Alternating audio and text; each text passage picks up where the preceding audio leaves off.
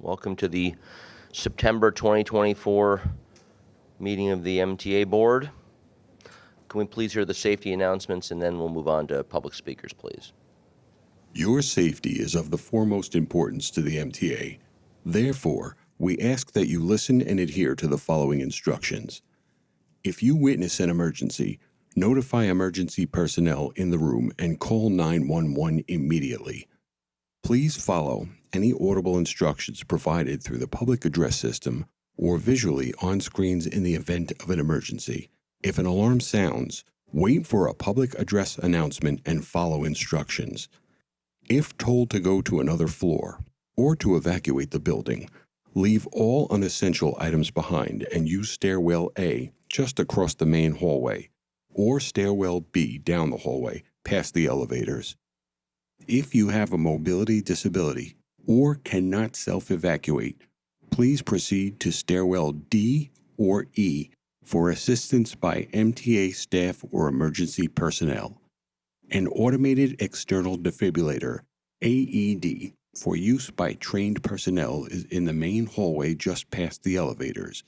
If you need assistance during an evacuation, please tell an MTA staff member or emergency personnel. Thank you and have a safe day. All right, Megan, please, how many public speakers do we have? Good morning. We have 36 members of the public registered to speak today. Welcome to our public comment session.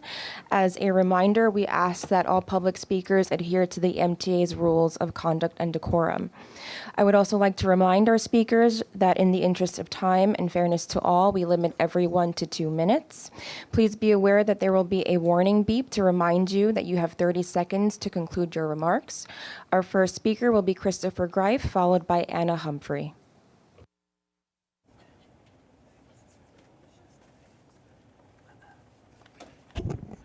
Sorry for a little delay. Good morning, everyone. I'm Christopher D. Greif. As an advocate for people with disabilities for over 30 years, I hope today you will all vote for the capital projects, for not just elevators, everything we need for accessibility, lighting, special, even cameras, and even the brailles. We need those for a reason, because our system needs to be fully accessible. So please, MTA board members who are here, please vote. And let's not fight about it or not saying yes and no. This is important to all of us. We need to update our system the 21st century and move forward. We also need to make sure that the funding is covering even near the entrances of train stations for accessibility, so no one can get hurt, no one can get pushed, because we have seen that everywhere in our transit system, and we still need to continue making sure that our transit system is fully safe on any transportation, from the subways to the railroads and everywhere. We also need to make sure these fare invasions needs to stop on the buses as well.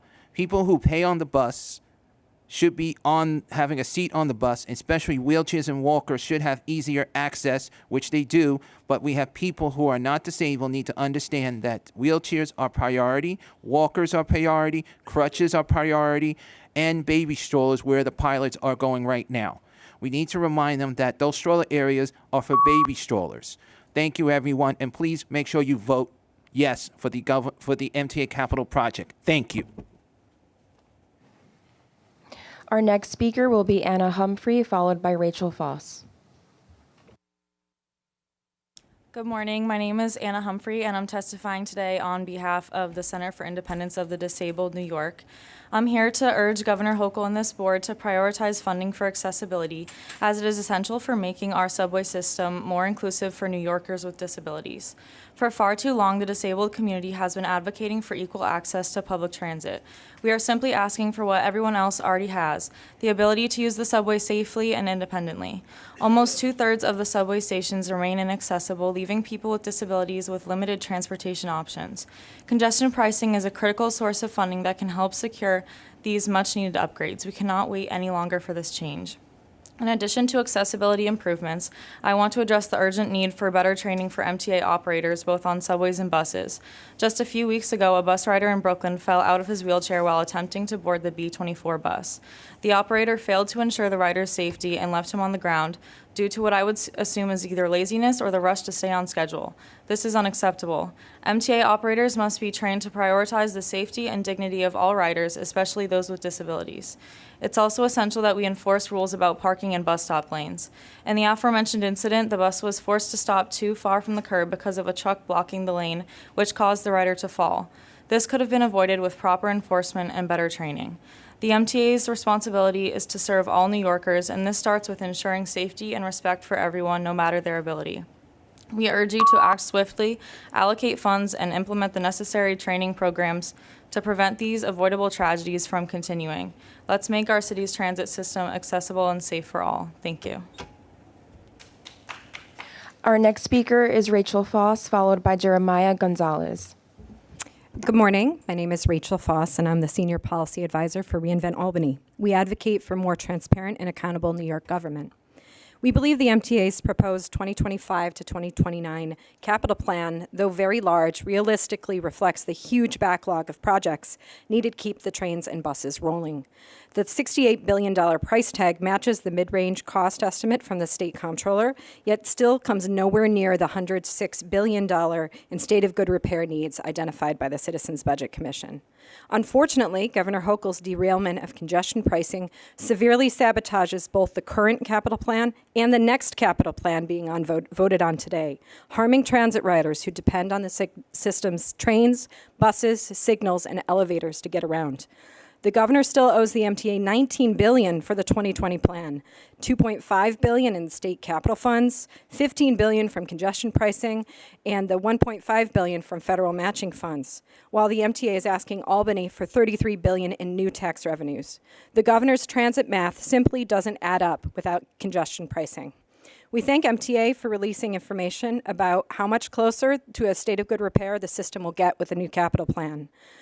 The capital plan matches up spending with the 20-year needs assessment through new graphic representations of what will be left to repair when the plan is complete.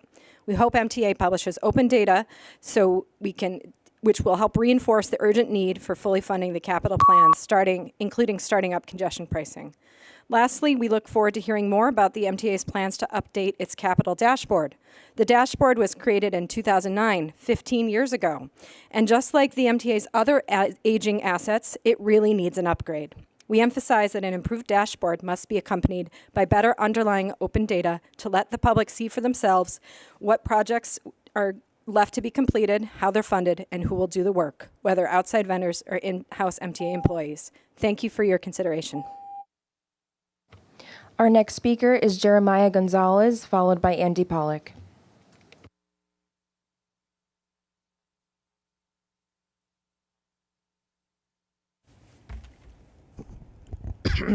Esteemed members of the board, we all must uphold the law irrespective of our political whims. Congestion pricing is the law, which has been that way even before the pandemic. Now implementing the law is equal to disrespecting it, and if we do so for something as small as this, what precedent will that set if someone wants to pass something much bigger? I understand your sticky situation. You're a state agency that reports to the governor who goes against your interests. Because of her, you're playing Russian roulette with the governor, hoping the oncoming deferred maintenance does not happen, and you are losing. Your capital plan is very ambitious, and if we weren't fearing around potential finances, it would have been a plan that would reflect an incredible leap from the summer of hell just 7 years ago. Yet this plan has this air of we could have done more. In a report released 2 weeks ago, State Comptroller Thomas DiNapoli mentions that you need at most $55.2 billion for routine, difficult condition repairs. You're also mandated by court agreement to provide ADA access to all stations by 31 years' time, which may cost another at most $8.1 billion. The proposal assumes that like past capital plans, the federal government will give you at most $14 billion and whatever the state will provide you with. I asked the board, what would have happened if congestion pricing remained where it was without anyone touching it? We could have doubled that $14 billion, not to mention the 100,000 extra jobs it would have helped finance. The total you expect to spend on this entire capital program is $68 billion. With congestion pricing, the $33 billion hole in your capital plan would have become what, $18.4 billion? Yeah, if we don't have congestion pricing soon, commuters and even car drivers from New Jersey will have to gamble with fare and toll hikes, praying to God that you manage to fill that hole. I urge the governor to stop forcing us to play Russian roulette. What must be done, be done. Thank you. Our next speaker is Andy Pollack, followed by Michael Ring.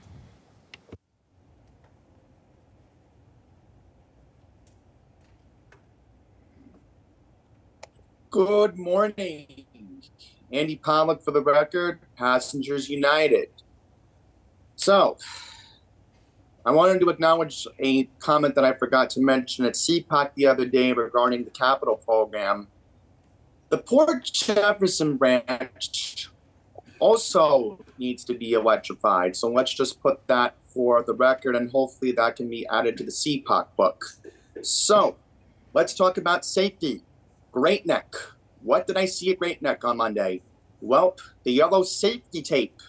It is degrading to see that it's basically disgusting what I saw on Monday afternoon. The tape is basically dissolving.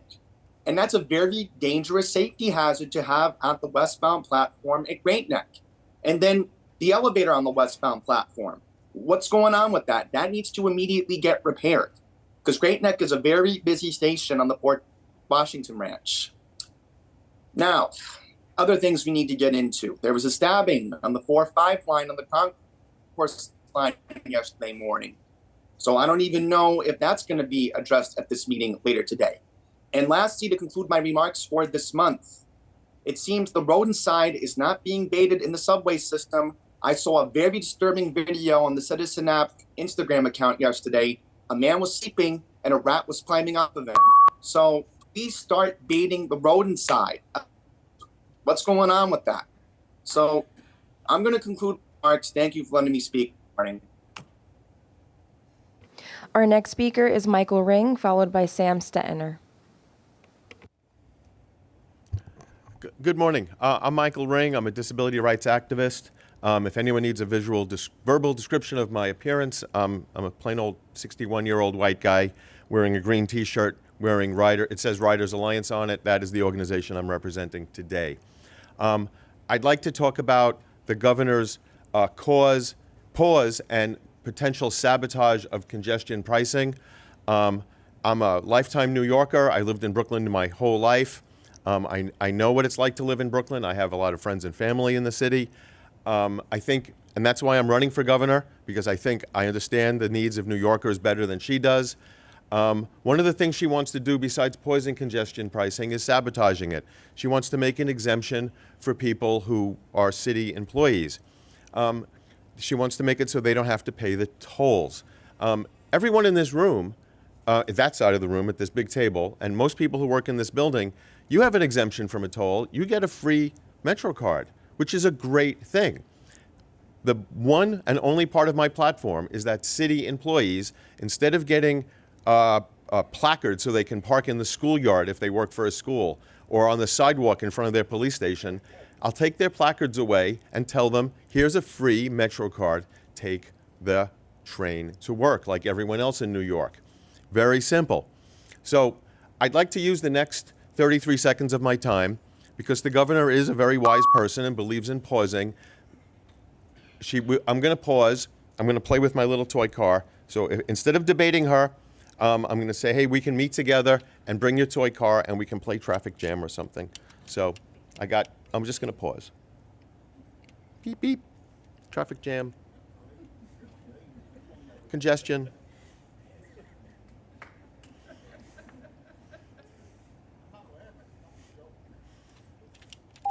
Thank you. Our next speaker is Sam Stettiner, followed by Jack Nierenberg.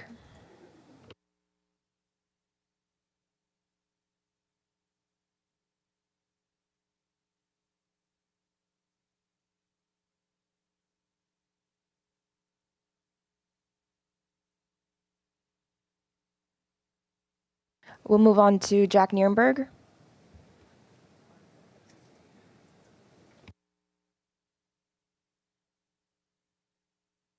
All right, good morning, everyone. I'm Jack Nierenberg. I'm the Vice President of Passengers United. And 2 months ago, I attended the Transportation Research Board's Conference on Advancing Transportation Equity. And I spoke with many leaders from around the country. You know who I didn't see here? anyone from the MTA, and I only saw one person from New York State and one person from New York City. That is unacceptable, considering that, as I've seen, the MTA has shown a consistent disinterest in actually properly adopting and practicing equity in its planning projects, including the bus network redesigns.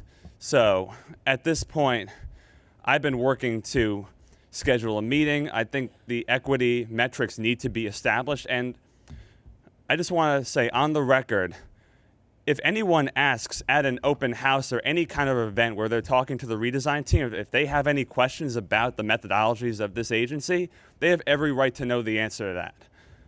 And unfortunately, it's gotten to the point where I have to contact the Federal Transit Administration because it's just gotten out of control. This redesign plan cannot continue as is. We need another round of public comments, and I want to see people actually on the buses talking to the passengers. Don't make everyone come to you. Go to them.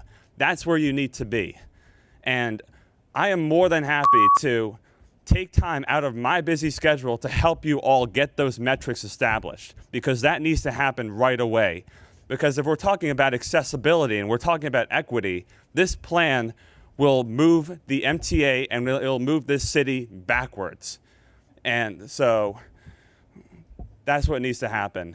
So don't make us go to court, please. Thank you. Our next speaker is Dr. Shan Mcclennon, followed by Victorio Bugatti.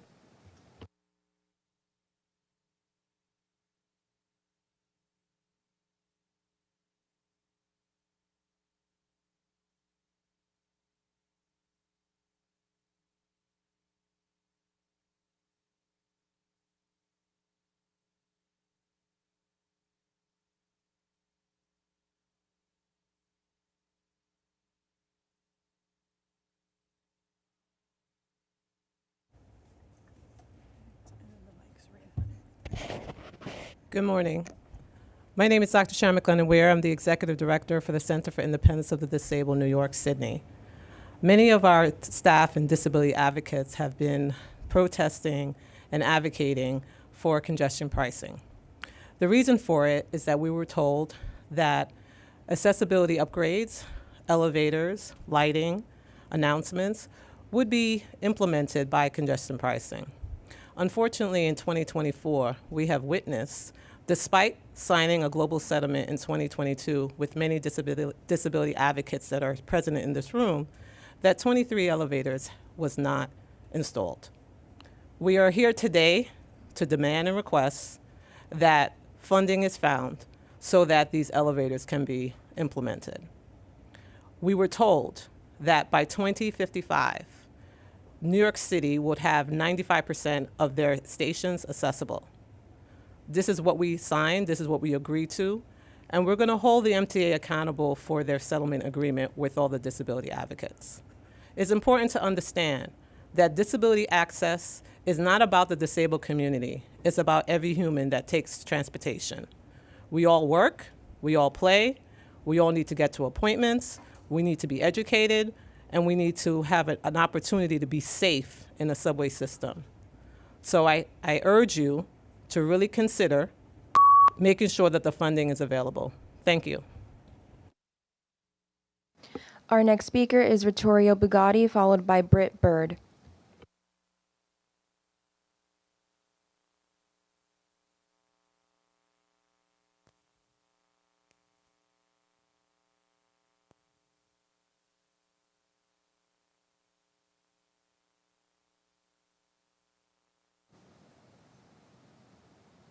We'll move on to Britt Bird and go back to Victorio.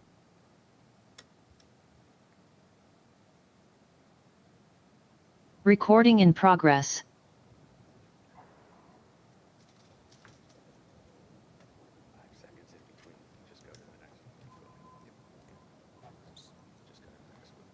We will move on to John Hronich. Hi, I think the MTA, I think you're on mute. Have you called me to speak? We can hear you, Britt.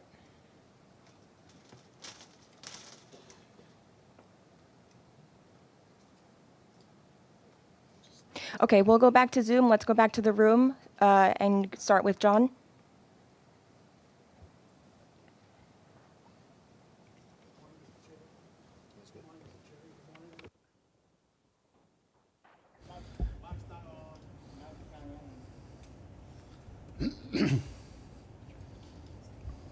Is it on now? Okay.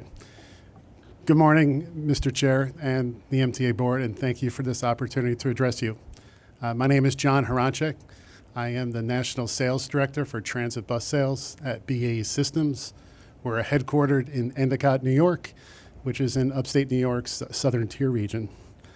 On behalf of our 2,000 plus employees, I am asking that the MTA stops buying conventional diesel buses and restores its hybrid electric bus fleet in the 2025-2029 capital plan. The MTA's bus fleet is the largest diesel bus fleet in the U.S. Today, 75% of the fleet is diesel. The MTA hasn't been this diesel top-heavy since 2008.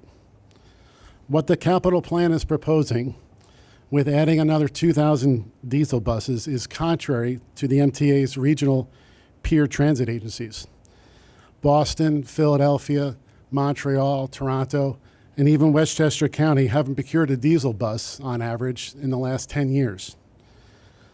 In fact, Philadelphia just retired their last diesel bus earlier this year. What they have done is baseline their fleets with hybrid electric buses, not diesels, as they slowly introduce battery electric buses. New York City is hosting Climate Week this week. I urge the MTA to consider hybrid electric buses as a better option. They cut emissions, they save fuel, and they don't require costly infrastructure. And they have the most opportunity with the highest New York State content to keep jobs, manufacturers, and suppliers all employed in New York. Please consider not buying diesel buses and supporting hybrid buses in your capital plan. Thank you. Our next speaker will be Britt Bird, followed by Victorio Bugatti.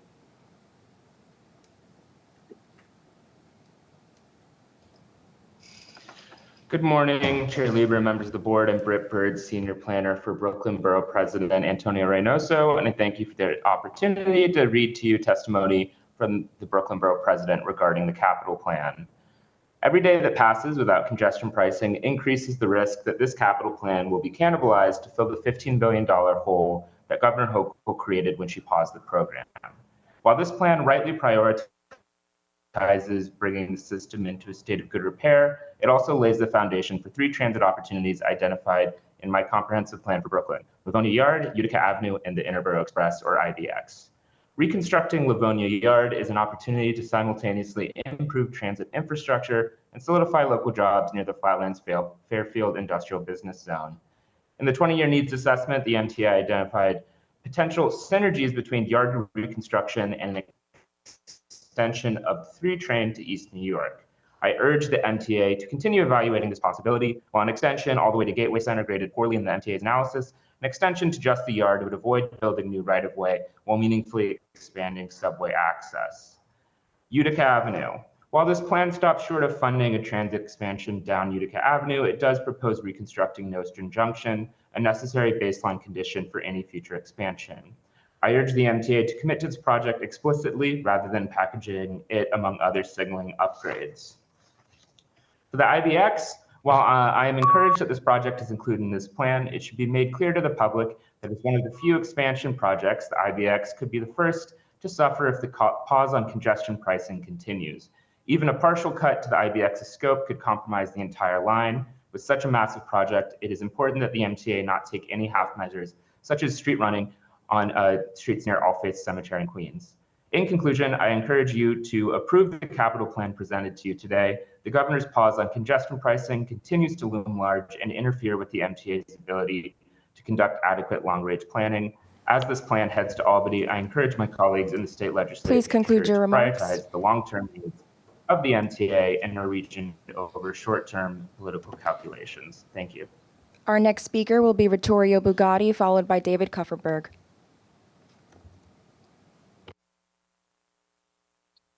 Good morning, I'm Victorio Bugatti.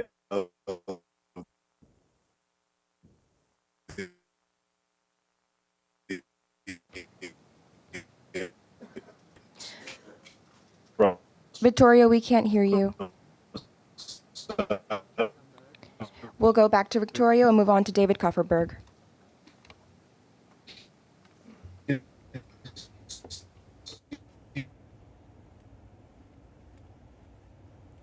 morning. I'm David Cufferer, Vice President of Bus Advocacy, Passengers United. A recent poll from the Siena College Research Institute shows that only 37% of New Yorkers support the MTA Reform and Traffic Mobility Act, loosely called congestion pricing. Some in the transit lobby believe that the MTA has to implement congestion pricing because it's the law. Over a century ago, prohibition was the law. It was eventually repealed. Congestion pricing deserves a similar fate. What should be done is to toll the East River bridges to be at parity with MTA bridges and tunnels. This, ironically, has the support of the auto lobby. The gantries that were constructed for congestion pricing should not go to waste. All license plates from New York and New Jersey should be exempt from the congestion charge, except those affiliated with Uber and Lyft. Trips using such vehicles should have a surcharge of $3 for entering and exiting the congestion zone, and those wholly within the congestion zone, a $7 surcharge. Implementing such changes would thankfully end Uber's and Lyft's duopoly in the tri-state area.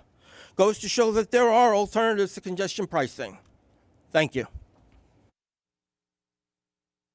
Our next speaker is Nancy Kong, followed by Andrew Ryan.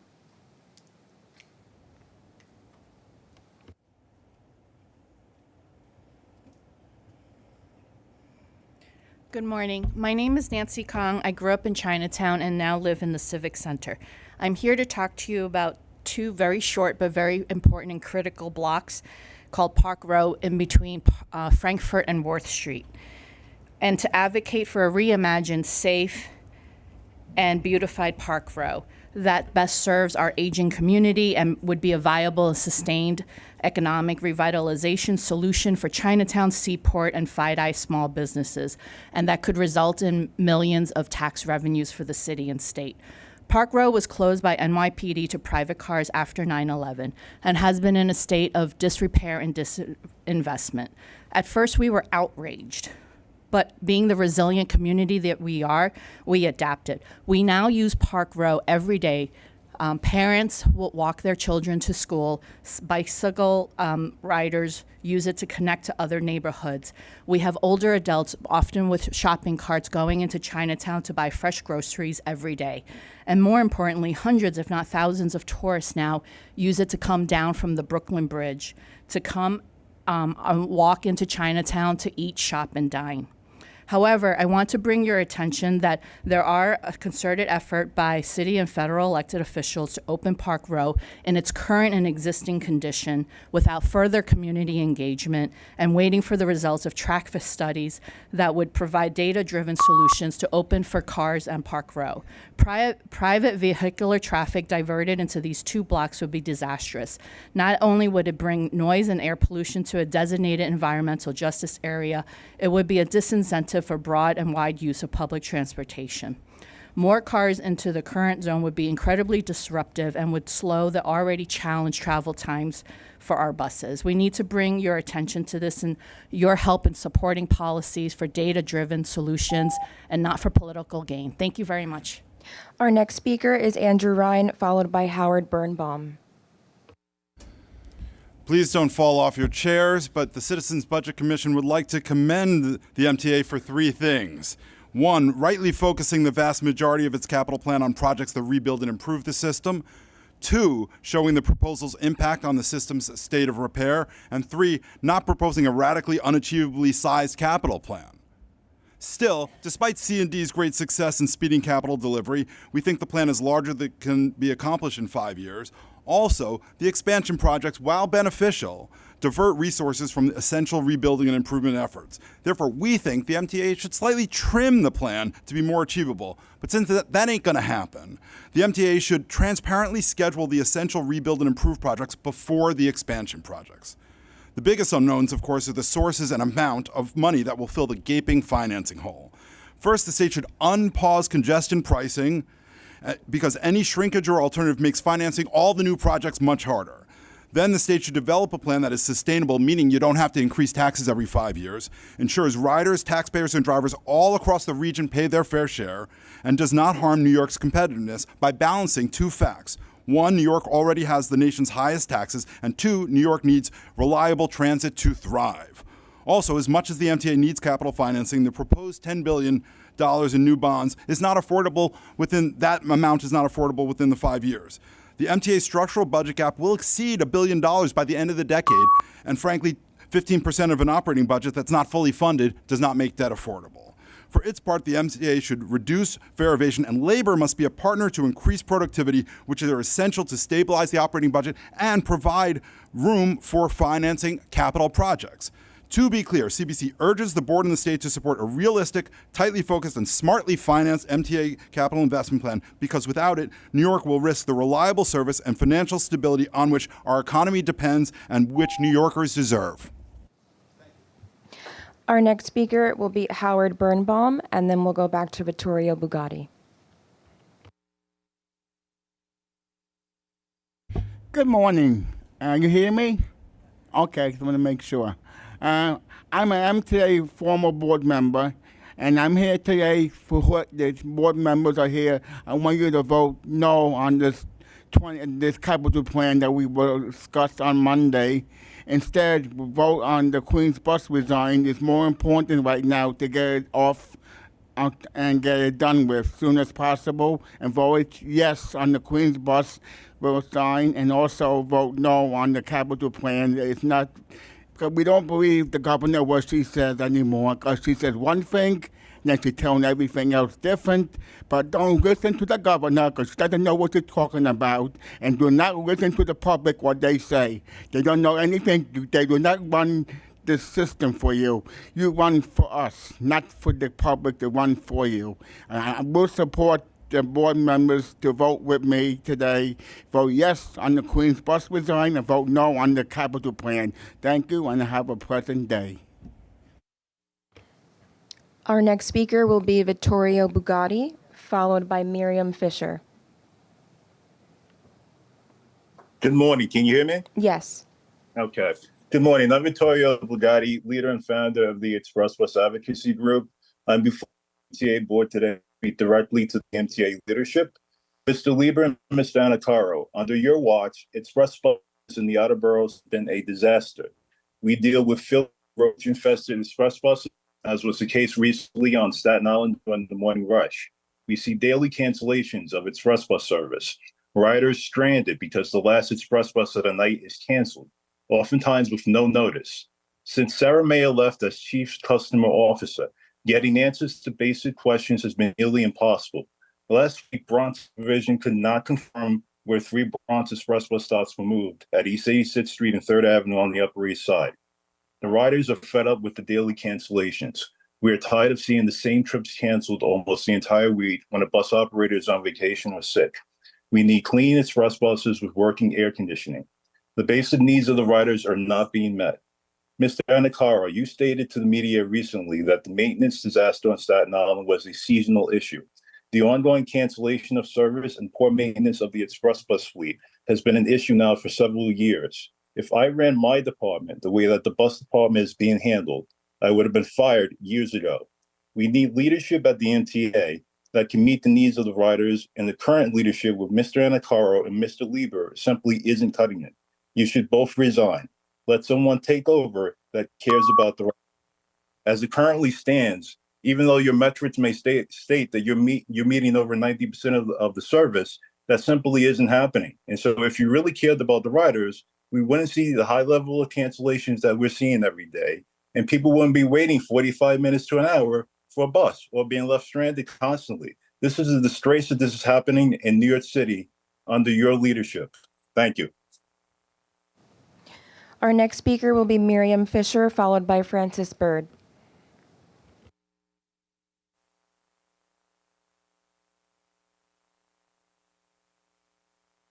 Good morning. Am I audible? Can you hear me? Yes. Thank you.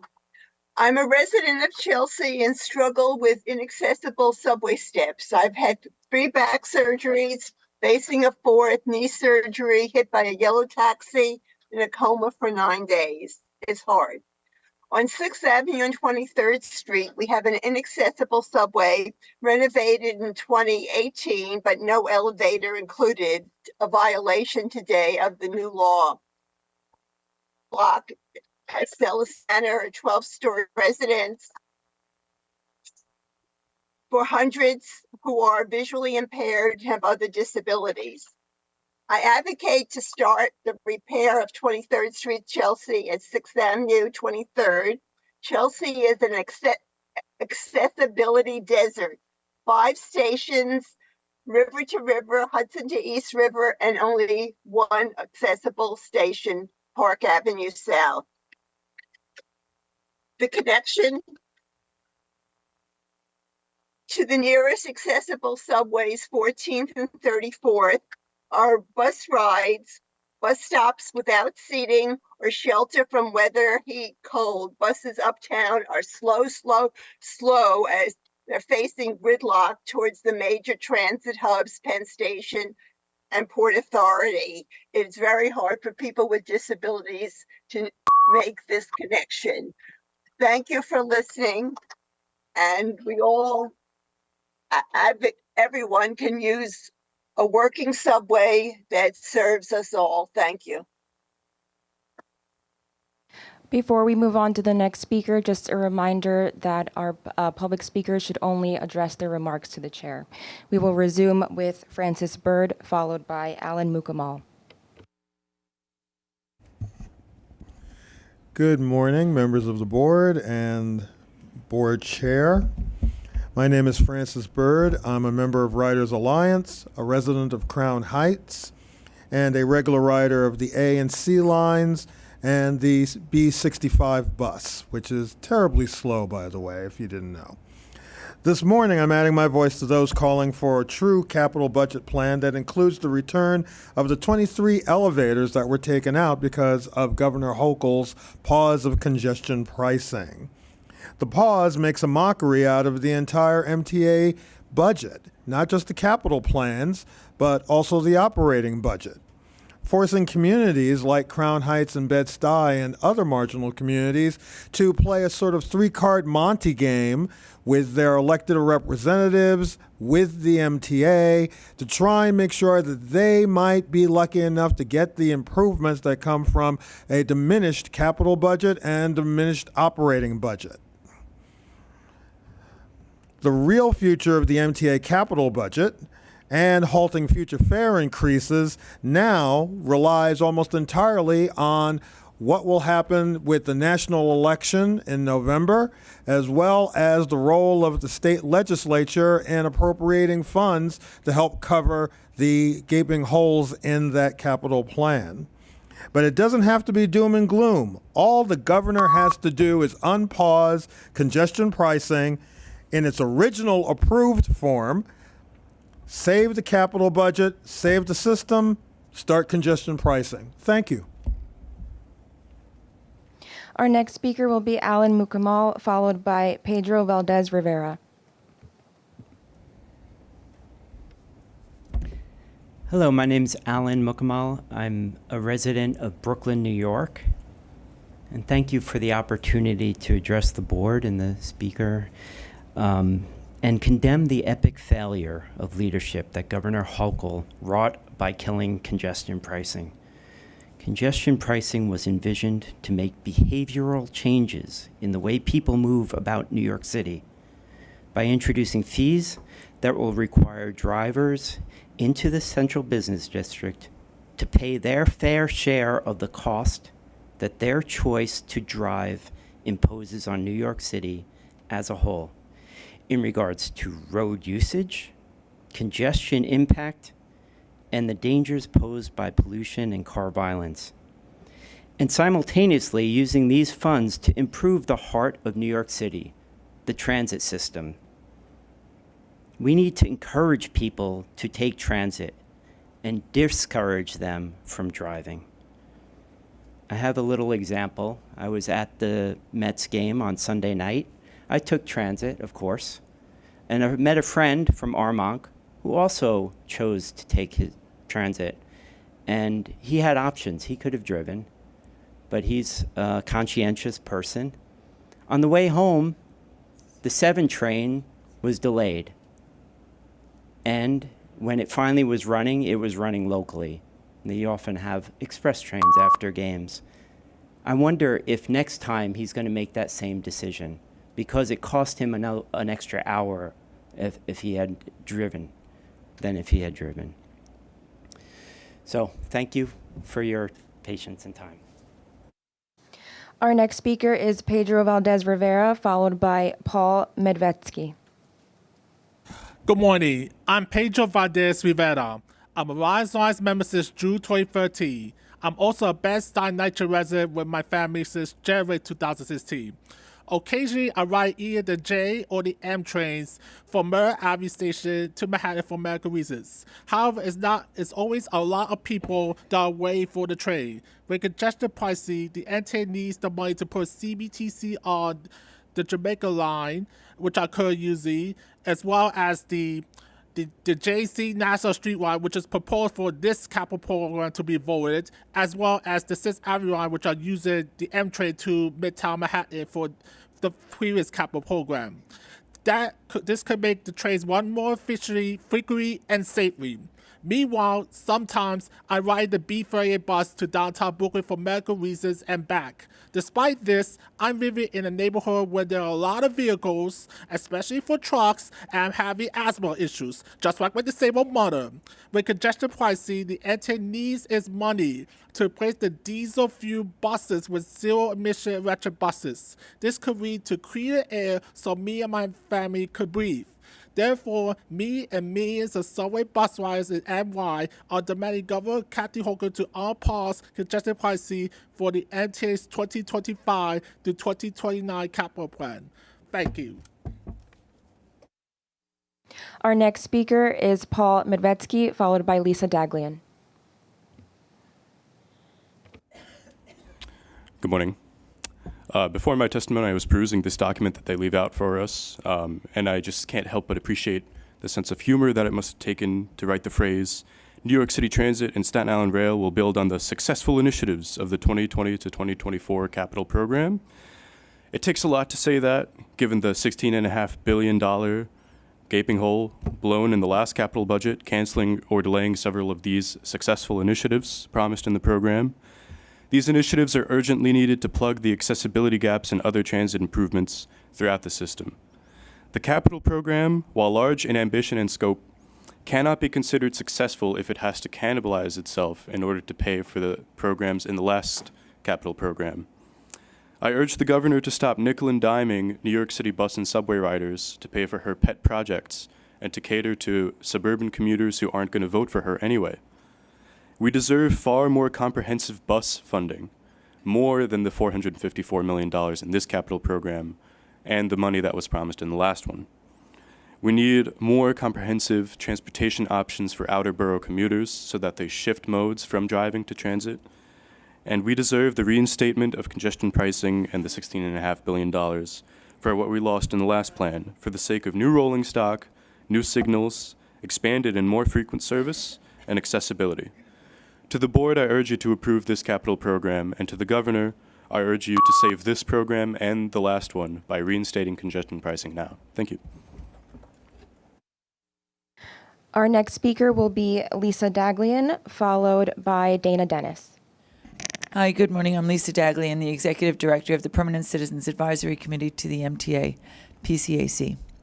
Today, you'll take action on the FY 25-29 capital plan, a blueprint for vital investments in our critical regional transit network. The plan is quite practical. Essential state of good repair work focuses on the literal nuts and bolts of a system to ensure that riders get where they're going safely, reliably, and on time. It's the costliest plan yet, with the biggest funding question mark. The capital plan is good, with important projects that have been overlooked and underfunded for decades. But it isn't the great plan it could be. The caution being exercised is understandable, but lamentable. The greatest city in the region in the world and the region in the world deserve the best transit system. Riders should be looking forward to more of everything. new fare arrays at all stations, more structural work and station rehabs across the system, making the Long Island Railroad 100% accessible and bringing elevators to more than 60 subway stations, fulfilling the promise of an all-electric bus fleet, extra resiliency work for Metro North, and adding to the Long Island Railroad's double-decker fleet as you set the stage for electrification. But you have a fiduciary responsibility, and no one knows how to fill the $16.5 billion hole that Governor Hochul blew in the current plan, let alone the more than $33 billion gap in the 25 to 29 plan. On Monday, Finance Committee Chair Zuckerman complimented the thoughtful, measured, controlled approach to the unknown. We agree. It's a shame that one key unknown was caused by the former champion of riders, Governor Hochul, who turned her back on us when she paused congestion pricing. Our next speaker will be Dana Dennis, followed by Jillian Morris. Good morning. My name is Dana Dennis. I'm the senior organizer at the Riders Alliance. I brought my notes today because I want to make sure I don't forget anything. I'm here this morning to speak about congestion pricing and why the governor needs to unpause it. I also want to remind each and every board member and board chair that you all have a duty to the riders across this city, right, to do the right thing. And while I'm not against you voting yes on this capital plan, the equity lens, once again here, is being failed, right? It's not happening. And I'll explain why you are actually harming riders when you do that. The very fact that this meeting is happening today to vote on this plan, yet you just released it to the public, how many days ago? It hasn't even been a full 2 weeks. Don't let the governor bully you. No is a complete sentence, and I'm encouraging each of you to tell her no. We are not able to vote on this yet because we haven't made enough announcements. We haven't reached enough neighborhoods. We haven't done what we're supposed to do to make sure that all the public understands the difference between the operating budget and the capital plan. We have all been fighting for the last couple of years, tooth and nail, to pass congestion pricing, only to all be surprised by this pause, right? And how hard has that been? And yes, it's gonna make your job a lot harder to tell your boss no. But now you're making my job harder because as an advocate, I have to go back to Albany and not only figure out how we're gonna ask legislators to fill this hole that we have, right? But also now pass this plan and in coming months, ask the public to possibly pay more for the fare. You all are making it hard. You're putting a stronger wedge between the trust that the public has for the agency and what you're passing. Policies can be harmful. This meeting is harmful because there aren't enough people in this room who need to know about this. How many ads did you run in the last week? How many neighborhoods did you show up? Were you in Jamaica, Queens? Were you in the Bronx? Please conclude your remarks. Did you guys make it to Brooklyn? Please speak to people and Thank let them you. know. Our next speaker will be Jillian Morris, followed by Jennifer Van Dyke. Hi. I am a native New Yorker born at Mount Sinai, but I've had the privilege to live around the world, from China to France to most recently San Juan, Puerto Rico. I just moved back to New York City in time for the implementation of congestion pricing, policy that has been nearly 20 years in the making and was due to fund crucial upgrades and maintenance of our public transit system. I've been floored by the state of traffic in the city since I moved back. It's almost always faster to take public transit, and yet hundreds of thousands of cars flood into the city each day, choking our air with emissions and our streets with traffic and noise. As other people have said, this is a choice that those drivers make when we have hundreds of options to get into the city by public transit. My own father commuted into the city from the suburbs for 20 years. That real estate could be used for housing. Cars are parked and empty more than 90% of the time. That real estate could be used for housing, more comfortable transit, public spaces like Park Row that Ms. Wong was discussing. Cars also produce emissions which detract from the quality of life in the city for locals as well as tourists on whom our economy partially depends. The current capital plan and the next capital plan cannot be funded without the implementation of congestion pricing. As we've heard here, we need congestion pricing to be able to afford accessibility upgrades, but we also need it to be able to fund crucial signal upgrades, investment in hybrid electric buses, create jobs, and improve the quality of life for all New Yorkers. New York is one of the great cities of the world, and I'm proud and happy to be back here. But we will not remain a globally competitive city globally competitive and thriving city if our public transit deteriorates further. We need to implement congestion pricing to be able to fund the reliable service which New Yorkers deserve. Thank you. Our next speaker will be Jennifer Van Dyke, followed by John Padula.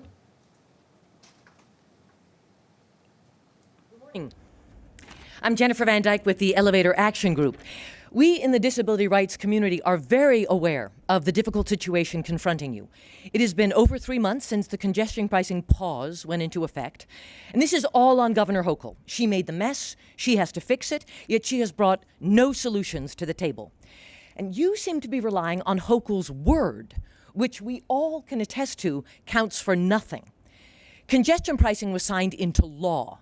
She took it upon herself to erase that law, which is why many of us are headed to the New York County Supreme Court on Friday to hold her accountable.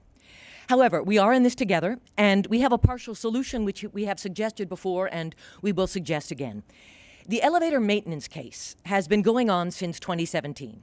Judge Daniels recently denied your motion to dismiss claims regarding the MTA's failure to maintain the few elevators that do exist, providing adequate notification of outages, and training your employees to deal with both the outages themselves and the customers who are affected by them.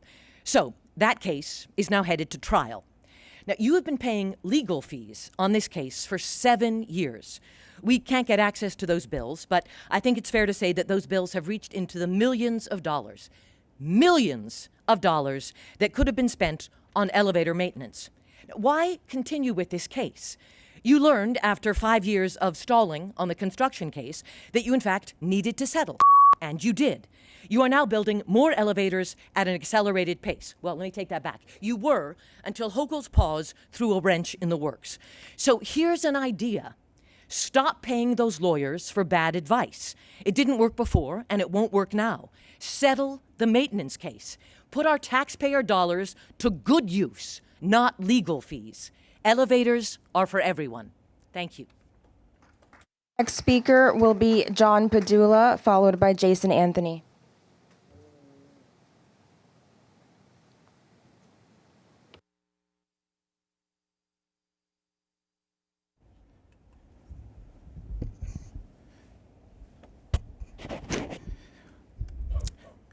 Good morning, ladies and gentlemen. My name is John Padula. I'm a supervisor with Educational Vision Services from New York City Public Schools.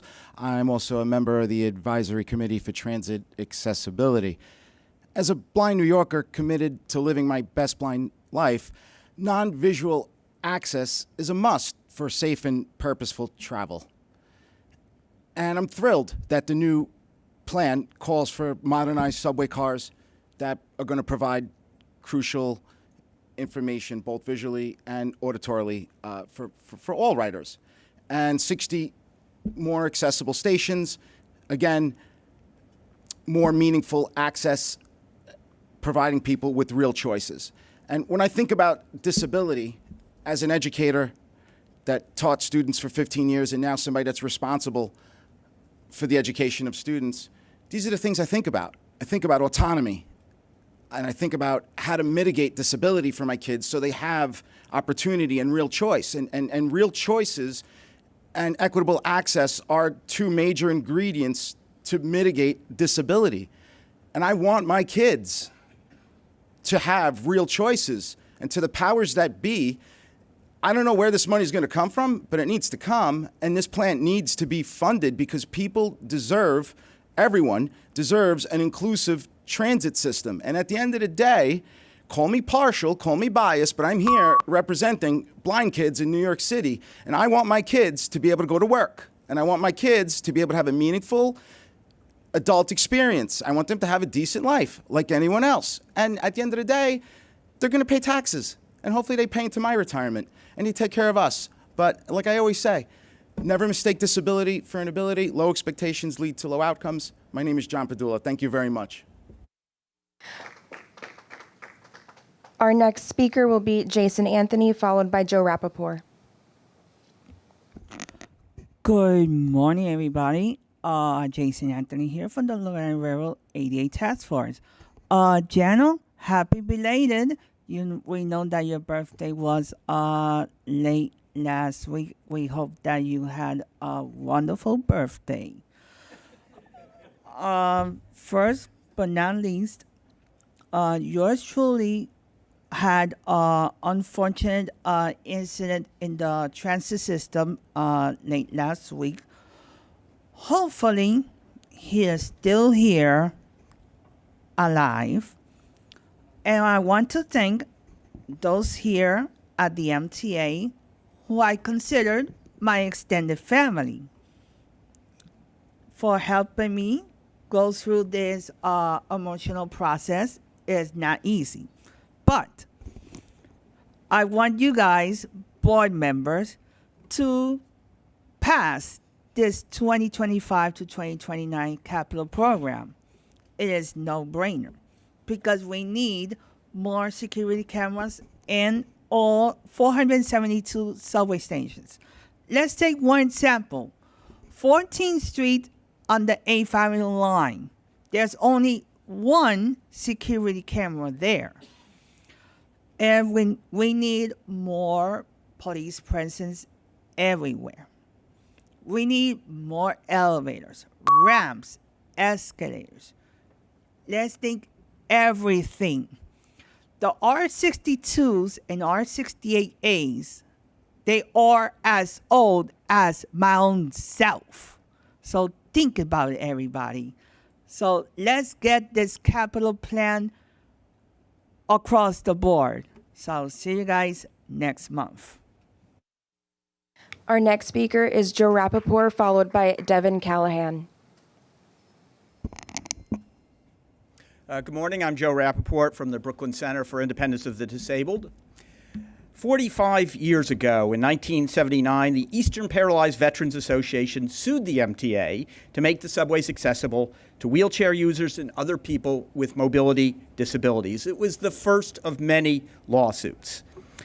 The MTA eventually settled that lawsuit by agreeing to put in elevators at 100 key stations by 2020, a decision codified in the Americans with Disabilities Act. In the meantime, the MTA proceeded to violate the ADA for 3 decades by renovating stations without making them accessible. Several lawsuits later, the MTA, to its credit, settled with disability advocates in 2022 and agreed to make at least 95% of the system's stations accessible by 2055. Yet here we are, 2 years later, with 23 subway elevator projects suspended, waiting and waiting once again. Waiting for the governor and the legislature to act, waiting for what is only fair and the law, accessibility for all. And we're waiting for this board. Many of you were appointed by the governor or the mayor or have relationships with key legislators. Are you talking with them?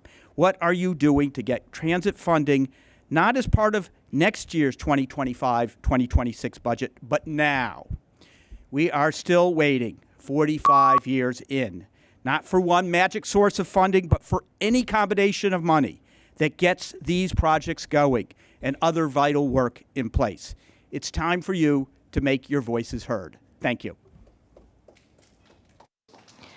Our final speaker in this room will be Devin Callahan, and then we will move to overflow. Hello, my name is Devin Callahan, and I'm testifying on behalf of the New York League of Conservation Voters. Thank you for the opportunity. The New York League of Conservation Voters strongly supports the MTA's 2025-2029 capital plan. At a critical moment in our city and in the climate fight, this plan outlines a comprehensive vision to improve, modernize, and protect New York's transit system. Climate change is an existential force that threatens the vast infrastructure needed to support mass transit. More devastating and more frequent flooding submerges stations and costs millions of dollars to repair. Extreme heat is causing tracks to expand, meaning delays for millions of riders. Listen, we cannot drive our way out of the climate crisis. Our robust MTA system is the reason why New York City has one of the lowest per capita greenhouse gas emissions in the country. Every car trip that is replaced by transit helps us lower emissions. And the MTA is already taking active steps to combat climate change while also protecting the systems from the impacts we are already facing. But the agency needs significant investments to realize and accelerate these gains, which includes a faster transition to electric buses. And by the way, we urge you to purchase hybrid buses rather than diesel buses during the interim, which brings us to congestion pricing. The investments in resilience through the next capital plan will be for naught if the congestion pricing plan is not restarted. As you prepare to vote on the capital plan, we urge you to, 1, vote in favor of the $68.4 billion plan. 2, work with the governor and the legislature to fully fund the additional $33 billion needed to implement the plan. And 3, continue advocating to unpause the pause, turn congestion pricing program back on, and let's fully fund the greatest transit system in the world. Thank you.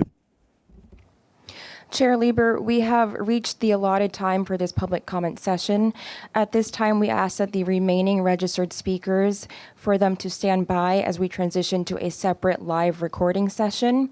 If you are a remote public speaker participating on Zoom, please stand by and wait for further instructions from the moderator. Public speakers who are in the room with us, you can join us in conference room 4. Thank you for your cooperation.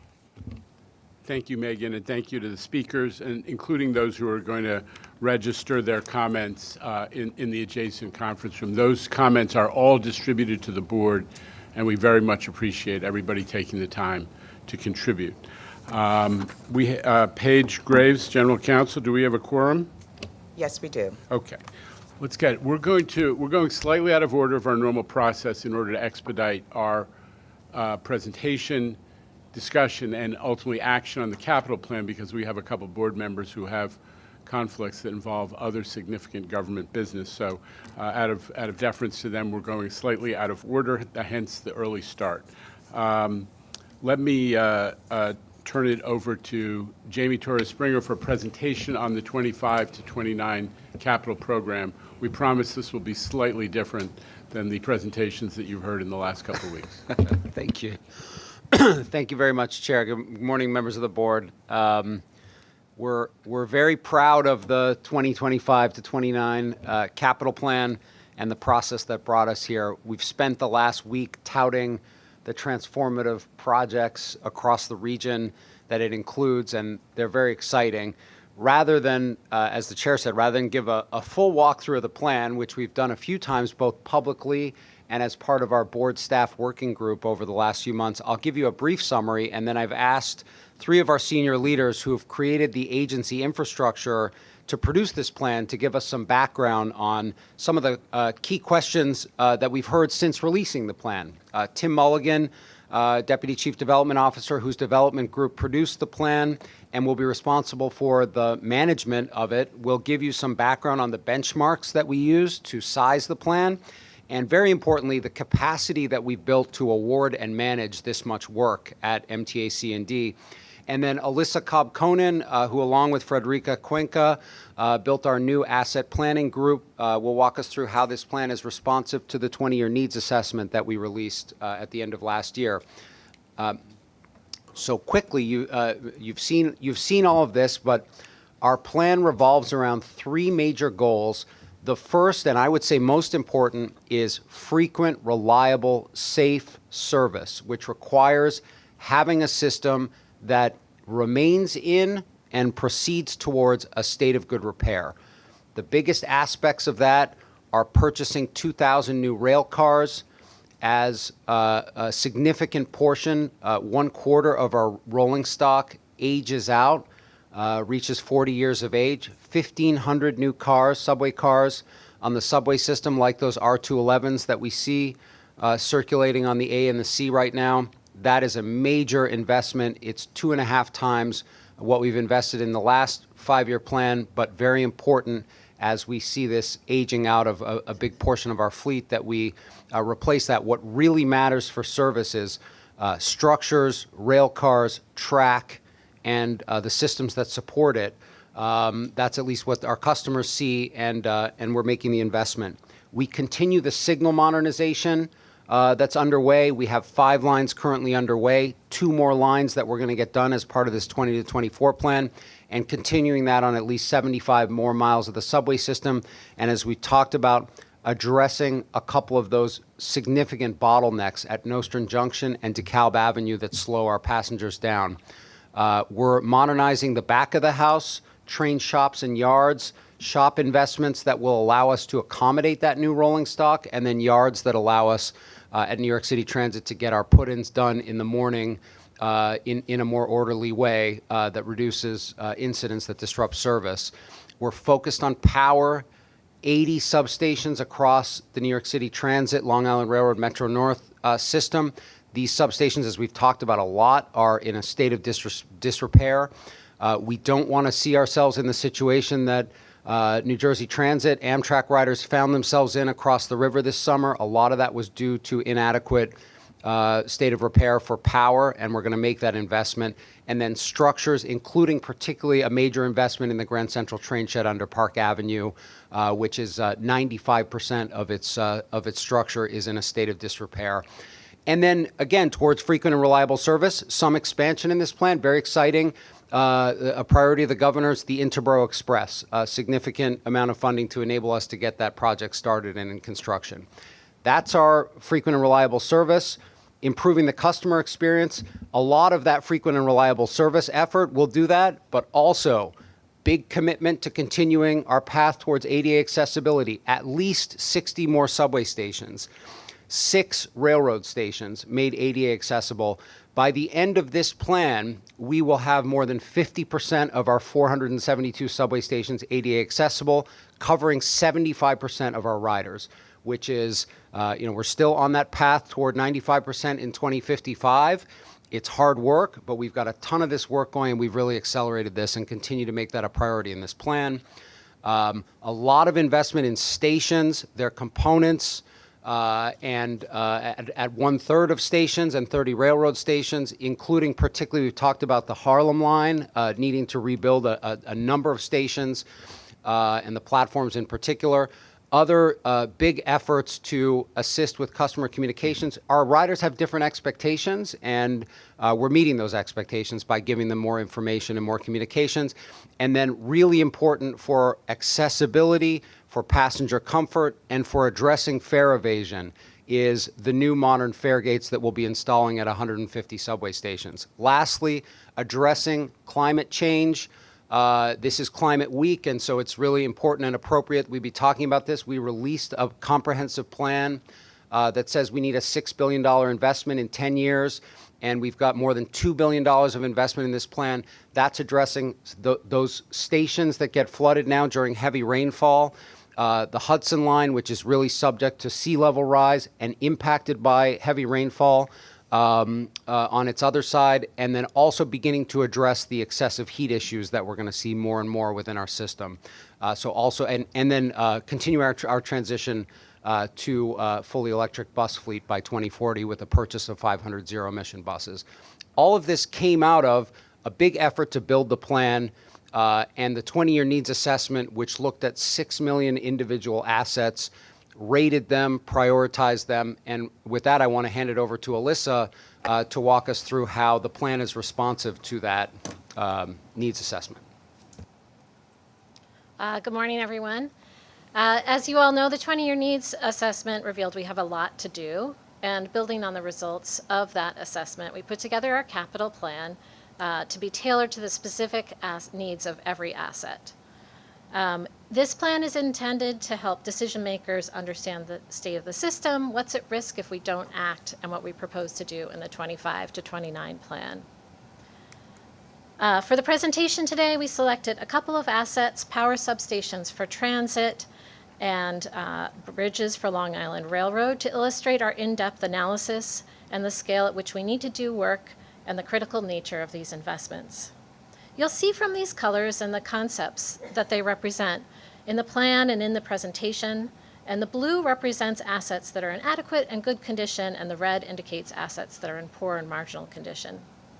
Layered on top of that, dark blue indicates assets proposed for funding in the 25 to 29 plan, and the dark red is projected decay. This idea of projected decay is something new in our capital plan and an important concept.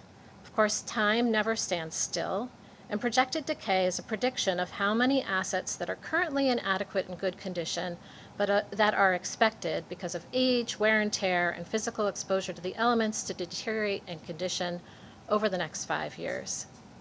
So let's take a look at New York City Transit Power. We've highlighted this asset for 2 reasons. The first is power is critical, of course, to providing service, and when something goes awry, power incidents are very disruptive. In fact, power-related incidents are the most disruptive type of incident. The average power incident delays 34 trains, and in some recent power-related incidents, we've delayed more than 300 trains. Second, we have a lot of substations that are in poor and marginal condition, 81 of them. And the bad news is that in addition to this already existing backlog of substations that need capital work, we're in the midst of a large cohort of substations that are reaching the end of their useful life. And we know that an additional 45 substations will soon reach the end of their useful life in the next 5 years. And turning to the same issue geographically, the maps on this slide show the location and condition of substations. The bigger circles are the substations themselves, and the little colors inside of the circle are indicative of the condition of the major components. Red is poor and orange is marginal. We've used this mapping tool to help prioritize substation work. We've circled on this map 3 examples of substations that will get investment in this plan. One example of this is the Lenox corridor in Harlem. You may notice on the map that the last 2 substations in Manhattan, every substation component is in poor condition. These substations provide power to the Harlem River 149th Street tube, and they feed the Lenox Yard, and they don't have another substation to feed it. So putting this all together, I'm going to walk you through what we call the Sankey diagrams that we included in the 5-year plan. Today we have 36% of our substations in poor and marginal condition. That's that 81 substations I mentioned before. In this plan, we would substantially catch up with this backlog. That's that wavy curve upwards towards 2030, getting more of our substations in that nirvana state of good condition. However, as I mentioned, we're also facing a wave of substations aging beyond their useful life, and that's shown in the wave going down. I think of this as the slide from the kids' board game Chutes and Ladders. In the end, that means that we think by the time we get to the next 20-year needs, assuming we make these investments and the 20 to 24 investments, the backlog will be reduced from 36% to 27%.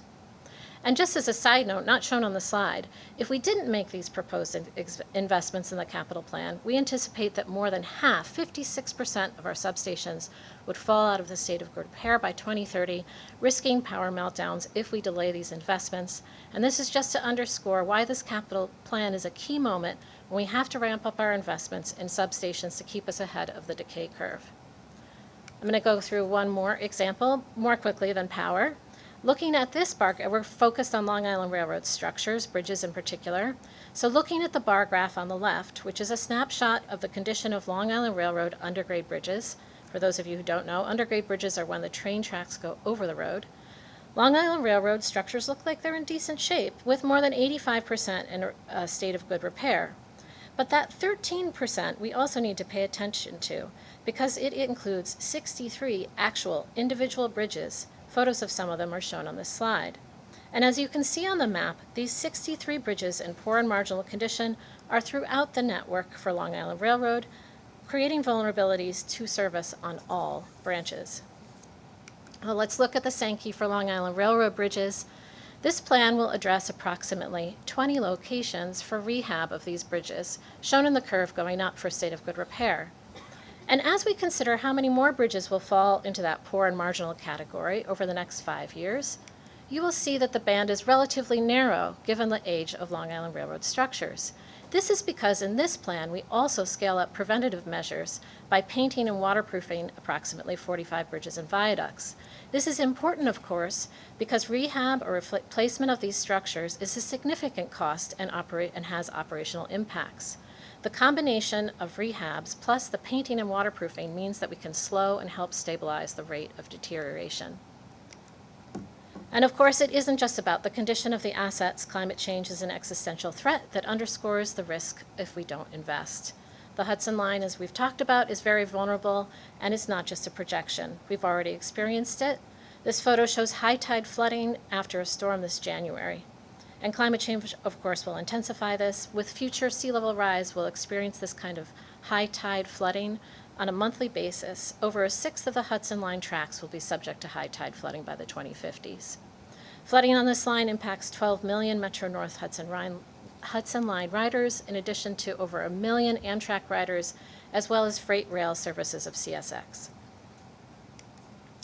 This slide shows how we've layered in multiple climate threats facing the Hudson Line from left to right. I know they're hard to read, but basically it shows the locations already impacted by torrential rain, plus the proximity to steep slopes, plus the vulnerability of future tidal flooding.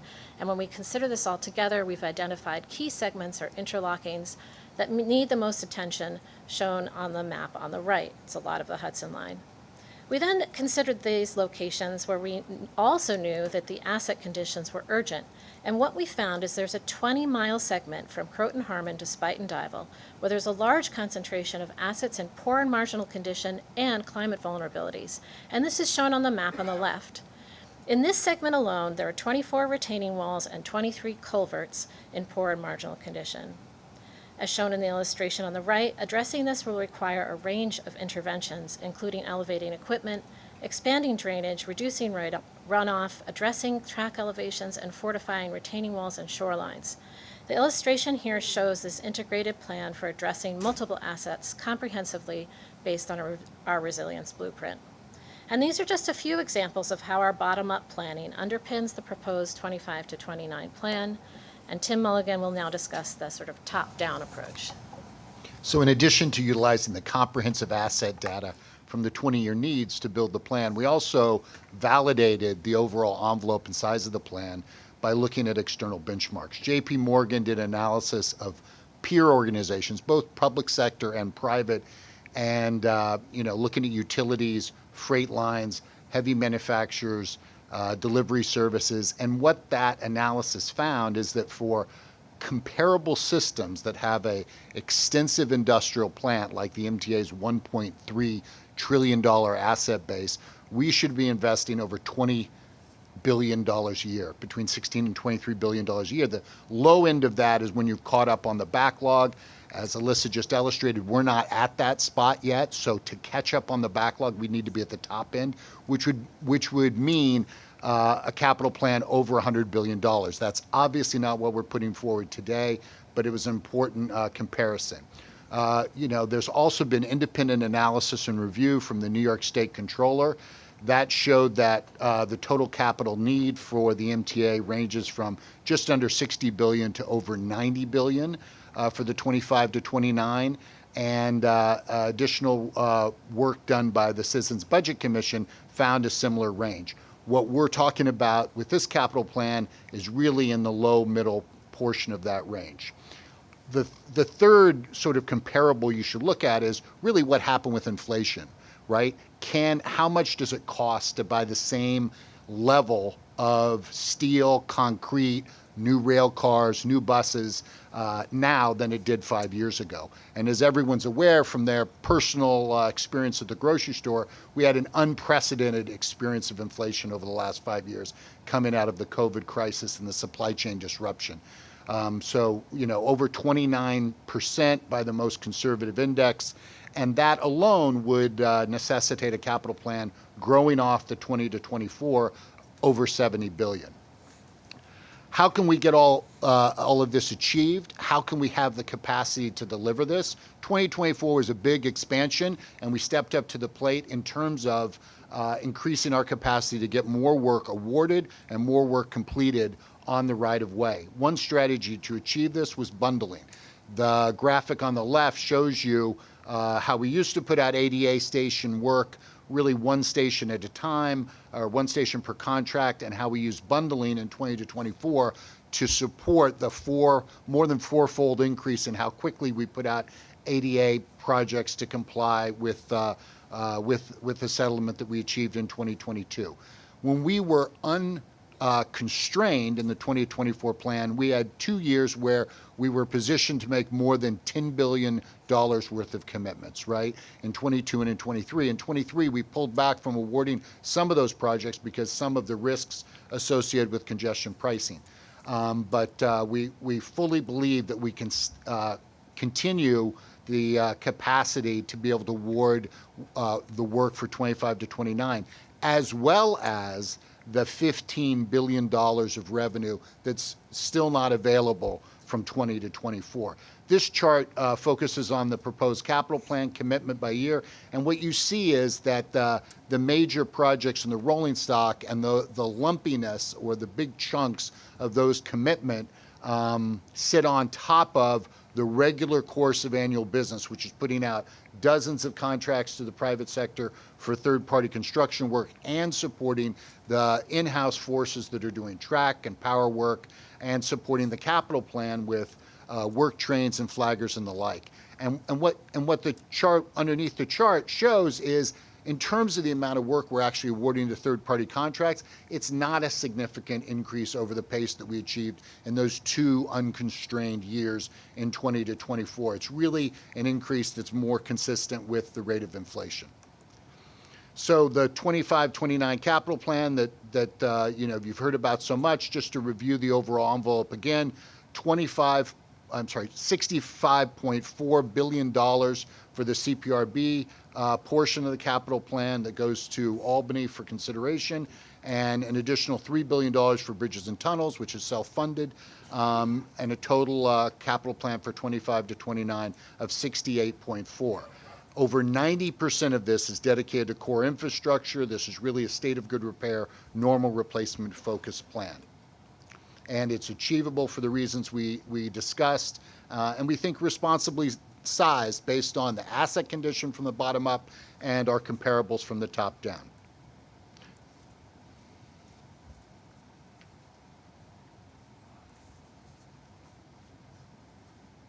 All right, we're moving along. A couple points that I just want to make. One is, bearing off the point that Tim made, is that a lot of the growth in this program, and some of it is attributable to inflation, doing the same amount of construction work in the past at a higher cost, more than slightly. But a lot of it is rolling stock. So let's just all be clear. We need to get, the MTA needs to buy a lot of subway cars and commuter rail cars and buses. We need to do it faster and more effectively, and we need to help our manufacturing partners develop their businesses. And we are really thinking about how to make sure, instead of the ups and downs that a 5-year program presents, really thinking about this in a longer term. It's something we're going to keep working with the board about. It's something that is very important to our future, because the manufacturers cannot sustain a situation where they get a huge order. Remember, the MTA is half of the rail cars in the United States, and then they get no order for another 5 years. They can't maintain plants and operations on that basis. Number 2 is, and I've said this to the governor's people, we buy half the rail cars in the United States. We ought to be the center of rail car manufacturing, and this is an economic development opportunity for the state of New York to grow. We need cars. We need to be buying cars over the long run, and we need to work with the rail car industry to grow that industry effectively and efficiently in the state of New York, where the biggest market exists. So that's a lot of what you're seeing in this growth. We haven't talked about it maybe as much as some of the other features of this capital plan. It's a huge piece of what we're doing. The bigger point that I want to make before we open this up for discussion is, I think what you've seen from Jamie, from the leadership at C&D who have spoken today, and you've seen all through the working group that so many of you participated in, is good government in action. The reason we have a capital program that I believe this board virtually unanimously supports is that there's so much substantive work and thought and analysis that has gone into it, make sure that we are meeting the needs of the system and meeting the needs of New Yorkers who rely on mass transit. And we are working to make mass transit even more attractive to everybody who could use the system. This is everybody says that it's a cliche. It's the lifeblood of New York. And the caliber of thinking and work and analysis that has gone into the preparation of this capital program is unprecedented. Nobody's ever gone out and looked at the whole system component by component to figure out what has to be fixed right now to protect the riders and what is the most critical to maintaining good service. And that's what this capital program is based on. It's good government in action, and I'm very, very proud of that. So before we go to the full discussion of the program, I'm going to turn it over to Kevin Willens to quickly go through, because we're on the clock for a couple of our board members, and we want to have a chance for discussion, to quickly go through where we are in the financing, which is not this board's core responsibility here. We're adopting a program recognizing that Albany ultimately has decision-making over how it's funded and how much. But with that, turn it over to Kevin Willens. Thank you. On Monday in Finance Committee, we discussed funding the proposed $68 billion plan and how much MTA debt can be used to support the plan. I want to walk through just a few of the key takeaways from Monday's Finance Committee.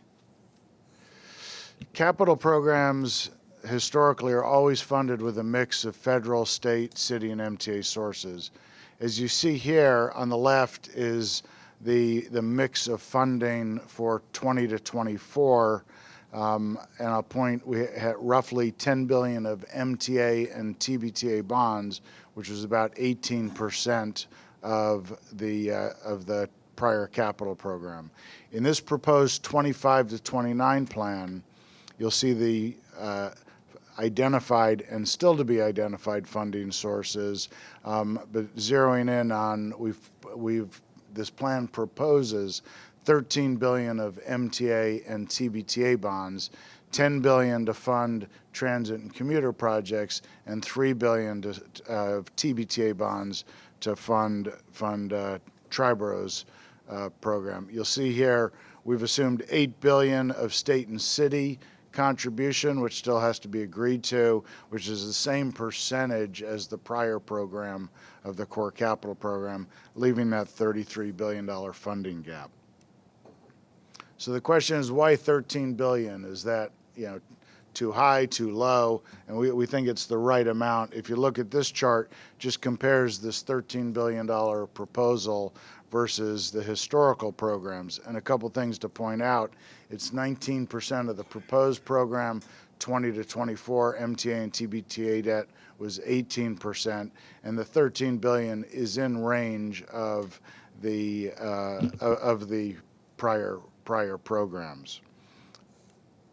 The question has come to, well, can MTA afford $13 billion in new debt?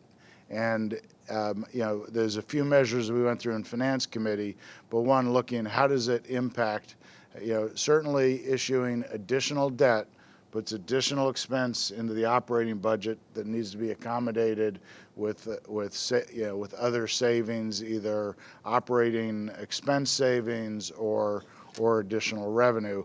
But what this metric shows is this $13 billion of additional debt will keep us pretty close to the 15% of the operating budget as an expense item. In the early 2030s, it actually goes a little bit above and then comes back down. So I think the takeaway is the $13 billion. If you just looked at this, you said, well, maybe you should reduce the $13 billion a little bit to keep all the years under 15%, which would be really good. But from a financial health perspective, the trade-off is making these important investments in capital to maintain safe, reliable, and frequent service, which also drives the revenue side of the equation, allows us to invest to bring down the fare evasion, which drives revenue and helps us balance the budget. So we think this $13 billion is an appropriate number. I don't think there's room to propose a ton more, and with that I'll pass it back to Jana. We're going to have an open opportunity for discussion in just a moment, but first the formality of, I think Tim Mulligan's going to read the the staff summary so that we have a question on the table for discussion and action. We submit to the MTA Board for approval the proposed 25 to 29 capital plan presented herein and to authorize the MTA to submit the $65.4 billion capital program review board portion of it to the CBRB for review and approval in accordance with the Public Authorities Law 1269B, as well as the $3 billion in non-CPRB portion proposed for MTA bridges and tunnels. This includes $47.386 billion for New York City Transit and Staten Island Railway, $6 billion for Long Island Railroad, $6 billion for Metro North Railroad, $454 million for the MTA Bus Company, $300 for interagency, $5.25 billion for MTA major projects and expansion, and $3 billion for MTA B&T. It is recommended that the MTA approve the proposed 25 to 29 capital plan and authorize us to submit to the CPRB for approval by October 1st. I will most enthusiastically make the motion. May I have a second? Mr. Chu has a second. There's a motion on the table. So the floor is open for discussion. Who wishes to be heard? Mr. Zuckerman. Thank you, Mr. Chair, Jamie, Kevin, agency presidents. Thanks for this. Is a phenomenal plan. I'm going to say four things. First, I am proud of this plan. For those of you who read the book Fear City, or maybe you read City on Fire, or you looked at a Bruce Davidson picture, or you were like me this morning and saw some graffiti on the 4 train at Grand Central, you know what the rough old days were like, especially for those of us who grew up in the 70s and 80s. They were filthy. There was no on-time performance. That wasn't even a term used, and the environment was falling down. And I know we fulfill our mission in the greatest we've done since the 80s with the thoughtful development of this plan. It's built not to satisfy egos, because it includes modest expansion, but it's to repair and maintain our massive infrastructure. And selfishly, as Jamie was saying, I'm thrilled to see the almost $1 billion we're putting into the Hudson Line to ensure its environmental at least safety over the next decades. I'm daunted by this plan. $68 billion is an enormous amount of money, despite even the inflationary pressures over the last 5 years. And some have questioned, I think, Jamie, you have a great answer for the ability even to deploy this amount of money in 5 years. I'm confident that you have a clear sense of how to do that. I've used this analogy before. I think the JP Morgan analysis is very helpful, Kevin. I use a simpler analysis, which is you fix your house for 1% to 2% a year of what the maintenance costs. If your house is a $1 million house, you spend $10,000 to $20,000 a year. Well, for us, that's $15 to $30 billion a year, and we are finally sort of getting closer to that number. We're at $13 billion when you take out the IBX. So as Tim was saying, it's the low end of that estimate, and yet it's more than we've ever spent. So with that mindset, it's still not enough. I'm worried about this plan. We're mostly about uses and not sources. That's our job. That's why Jano led through the very detailed 20 years assessment. As Kevin said, we've only identified 50% of the sources roughly of this plan. That's a long way to go. And we don't have, as the public may not really understand, we don't have that many levers. We can issue more debt, and Kevin has been clear about where that ceiling is. We can, I guess, cut more costs, which we keep doing to try and fund more debt. And we can cut service, which no one wants to do, to again increase our capacity to pay for that. But ultimately, the legislature has got to figure this out with the governor. They've done it before, and the mayor for that matter. But they're going to have to do it again because their job is the source of capital. Finally, I am committed to making this plan happen, whatever it takes. Advocacy in my little corner of the world, advocacy upstate. I'm here to help Mr. Chair in whatever way I can do that. I know every one of you is up for that same task. What you've done is you've aligned this agency and this board around a shared vision. We're behind you. And I will tell you that executing this plan is part of the renewed faith you've created in this agency, not just with this board and the management team, but if you listen to the advocates, they're effectively cheering you on as well. So let's get this plan started. My vote is yes. Mr. Grodnick, and then Mr. Chu. Thank you, Mr. Chairman. I want to thank you, Jamie, and the C&D team and the entire MTA staff for your leadership on this important topic, and of course, the background work necessary to shape this plan through the 20-year needs assessment. I support this capital program. The focus on state of good repair investments in New York City is both prudent and appropriate. New Yorkers deserve safe, reliable, and clean transit, and this program will deliver that if adequately funded. This represents a significant financial commitment, but based on independent analyses by the state controller and J.P. Morgan, the sum of money here is clearly warranted and essential for New Yorkers. Once completed, trains on the N, Q, R, W, A, and J, Z lines will be more reliable. At least 66 new subway and rail stations will be accessible, and we will have thousands of new, cleaner, quieter buses, and more stations will feature enhanced fare gates to discourage fare evasion. Of course, our next step will be to find an equitable way to fund this program. And we need to remain focused on cost control and on-time delivery. I'm also pleased that we're working on expansion projects like IBX.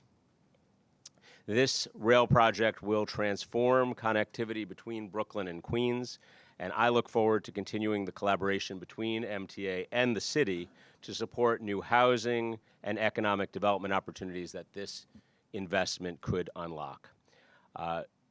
I'm very happy to support this capital plan, and imminently I'm also going to proudly cast my vote as the chair of the New York City Planning Commission in support of our City of Yes for Housing Opportunity proposal, which is an essential zoning reform that will create a little more housing in every neighborhood.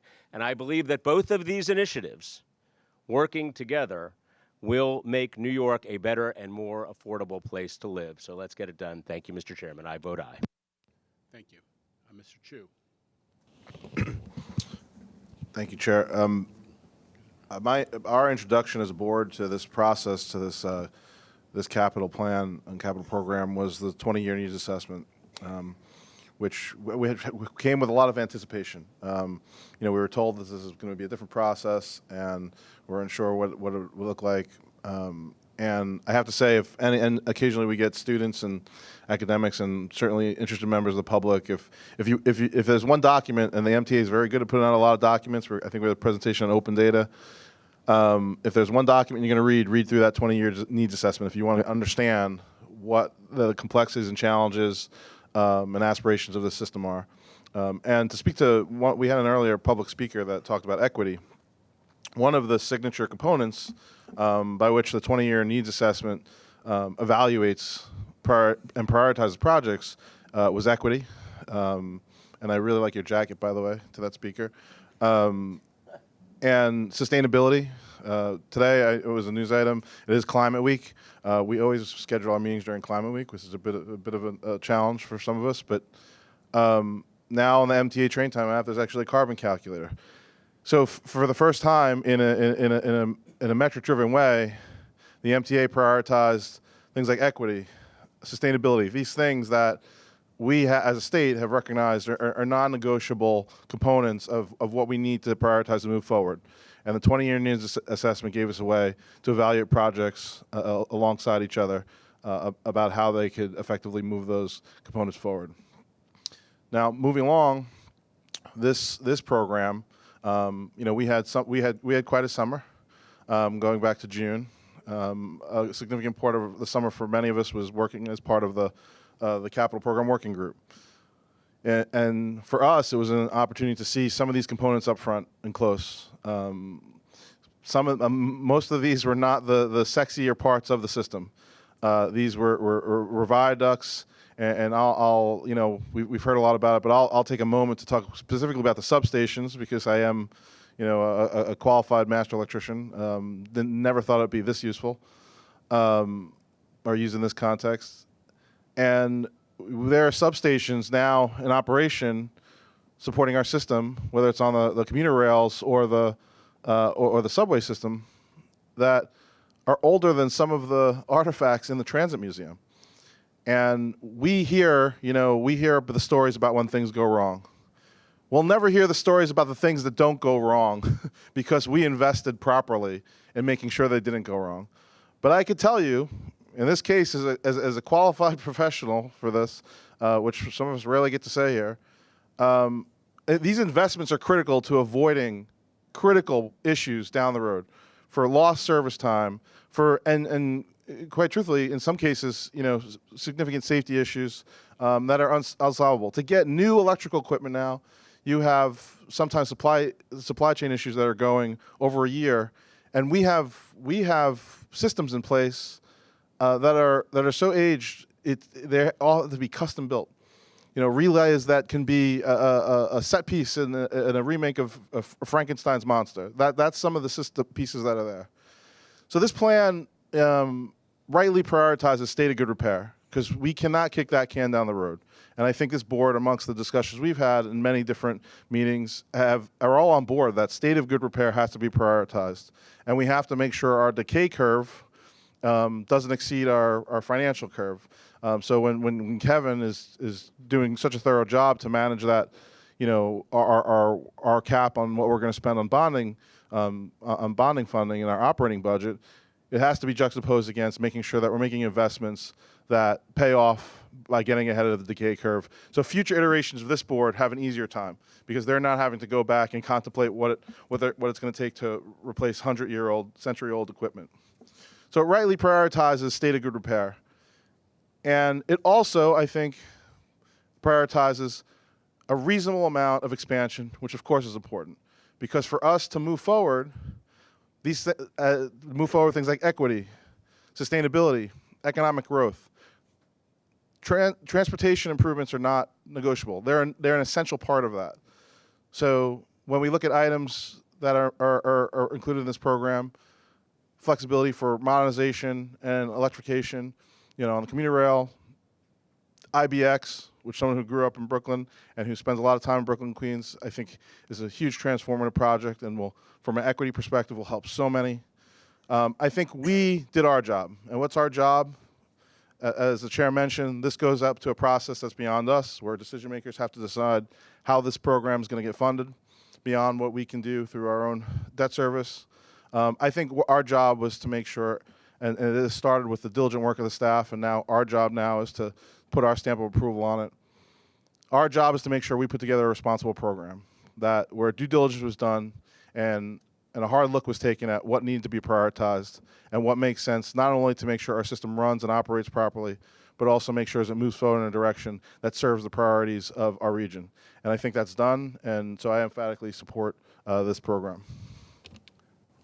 Others, Ms. Joshi, Ms. Lopez, Mr. Albert. We're going to, with the indulgence of the board, I'm going to call quits on comments unless somebody feels otherwise at 10:40, so we can take a vote at that moment. Okay? I'll be quick. I just want to say I'll vote yes, because this is a plan that is really made up of the nuts and bolts. It's not the stuff that headlines are made of. It's the ingredients that actually make our daily commutes reliable. It's the ingredients that allows New Yorkers to access everything New York has to offer. And in short, it's real. It's the necessary stuff that we need to keep the city moving in the face of escalating construction costs, relentless rain. It's clear, it's sobering, it's the truth, and it's the only road ahead. And we're committed, both as a board member personally and as a member of the city government, to work together to find funding for this capital program and to ensure that the methods for that funding are equitable and don't fall unfairly on the shoulders of some but not others. It's a regional network, it has regional benefits and regional responsibilities. The city has historically been a partner in this work, and that remains true today. We also look forward to, as something I've mentioned before, the close coordination to executing this work within the multiple agencies that intersect with MTA's work, and that is how we will together build better, faster, and cheaper. Thanks. Thank you. Ms. Lopez. Thank you, Mr. Chair. I want to thank everybody who was involved in developing this plan. I started my term halfway through the current plan in 2022, so it was extremely important for me to participate and observe the transition that occurred from the 20-year needs assessment plan into the proposed 5-year capital plan that we will be voting on. I fully support this plan. I appreciate the multiple meetings that staff have had with the board, and being part of the capital working group was extremely important for me. The site visits that were arranged and that I was able to participate in were extremely sobering, and I am happy to see that a good component has to do with taking action on climate change, and especially how it's impacting Metro North Rail. So I truly appreciate that, and the investments that will be made will protect our riders and our staff as well. Mr. Chair, you mentioned that this was good government in action, and I think it's also good responsible government in action. And I think that this proposed capital plan truly reflects that. We have done our homework. Now we hand it over to Albany. I continue to be reassured by the governor's comments with respect to finding solutions to our funding issue. And I fully support this plan. Thank you. Mr. Albert, followed by Mr. Mack and Mr. Jones. I certainly would echo everything that has been said here. I continually say we have an amazing transportation system that other cities can only dream of, but we have it and we must take care of it. In all the time I've been here, this recent 20-year needs assessment was the most well put together, most logical, and best presented that I have seen in the over 20 years I've been here. I was really impressed. Congratulations to Jamie and his team for putting that together. And that wonderful 20-year needs assessment has morphed into the 25 to 29 capital plan. And it makes perfect sense. We are addressing the items that would cost more if we don't take care of them. New subway cars, new electric buses, new commuter cars, new signaling, new resiliency, more accessibility. All of these type of things cost more the longer you wait. And I think the MTA and hopefully our board has done its part in putting together our needs and explaining why we need these particular items. And now it is up to the government of the state of New York to take care of this, because we have done our part and we can't do any more. We have made a really logical presentation on why all of these are essential. And hopefully we will convince those who will help us fund this program that it is indeed essential, and really essential for the well-being and economic well-being of New York State. A lot of the contractors who are working on these are from upstate communities, not just downstate. This helps the entire state. This proves that the MTA is the economic engine of the city, which is the economic engine of the state. And hopefully this will move forward. Thanks to everybody who helped put this together. Mr. Mack.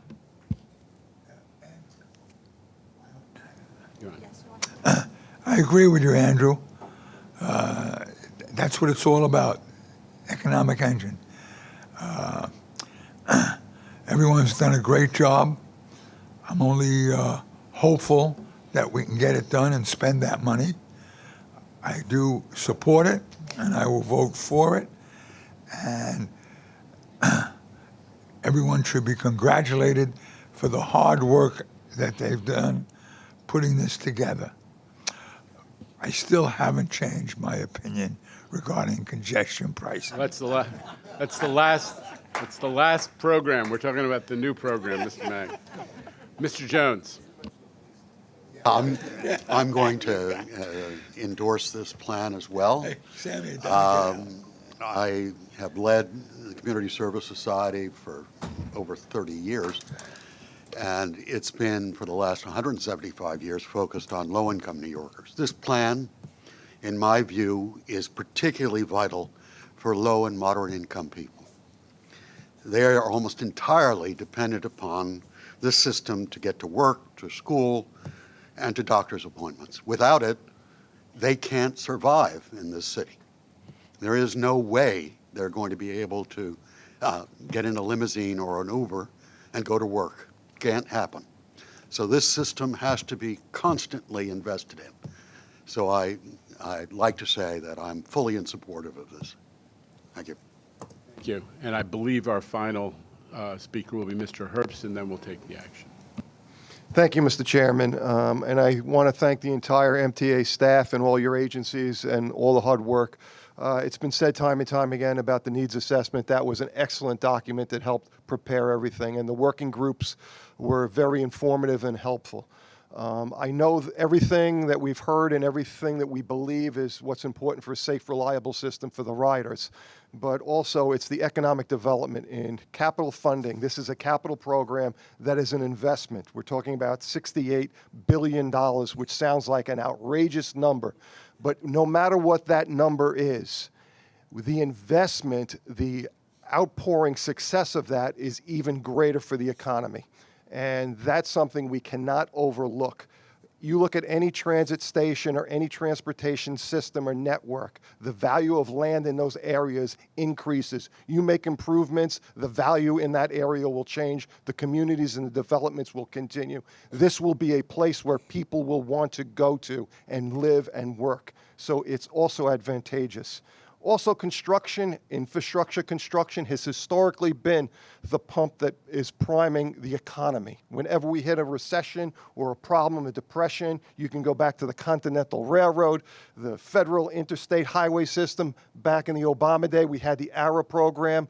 And the reason is because when you put construction workers to work in infrastructure, the ripple effect in the economy, every construction job, indirect jobs is 3. So that's the type of people you're putting to work, and they're white-collar jobs, not just blue-collar jobs. You're talking about the engineers, the bankers, the investors. That's what the economy has. So this program, no matter how high it is, what that does for this region makes it more attractive, and it's necessary for New York to be as great it is and how it will continue to be. I'm supporting this program. Thank you, Mr. Herbst. Thank you to all the board members who have spoken and everybody who's participated in the process of developing this program. So with that, I remind us there is a motion and a second on the floor. We're going to take a vote by hands. All in favor of adopting the proposed MTA capital program? Any opposition or abstentions? There's a unanimous vote, ladies and gentlemen. Thank you.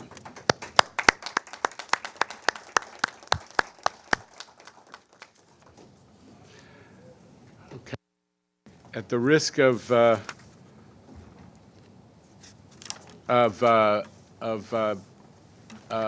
taking us down a notch in terms of emotion, we will now turn to actually a really important topic that I know members of the public are really interested in, which is the MTA's open data initiatives. We have some years ago, open data was an area where there was a lot of public interest, there was legislative action, and the MTA, turns out, has really moved forward. And I want to just recognize Andy Kuzmienko and John Kaufman and the whole strategic initiatives team that's done a lot to move it forward. Andy.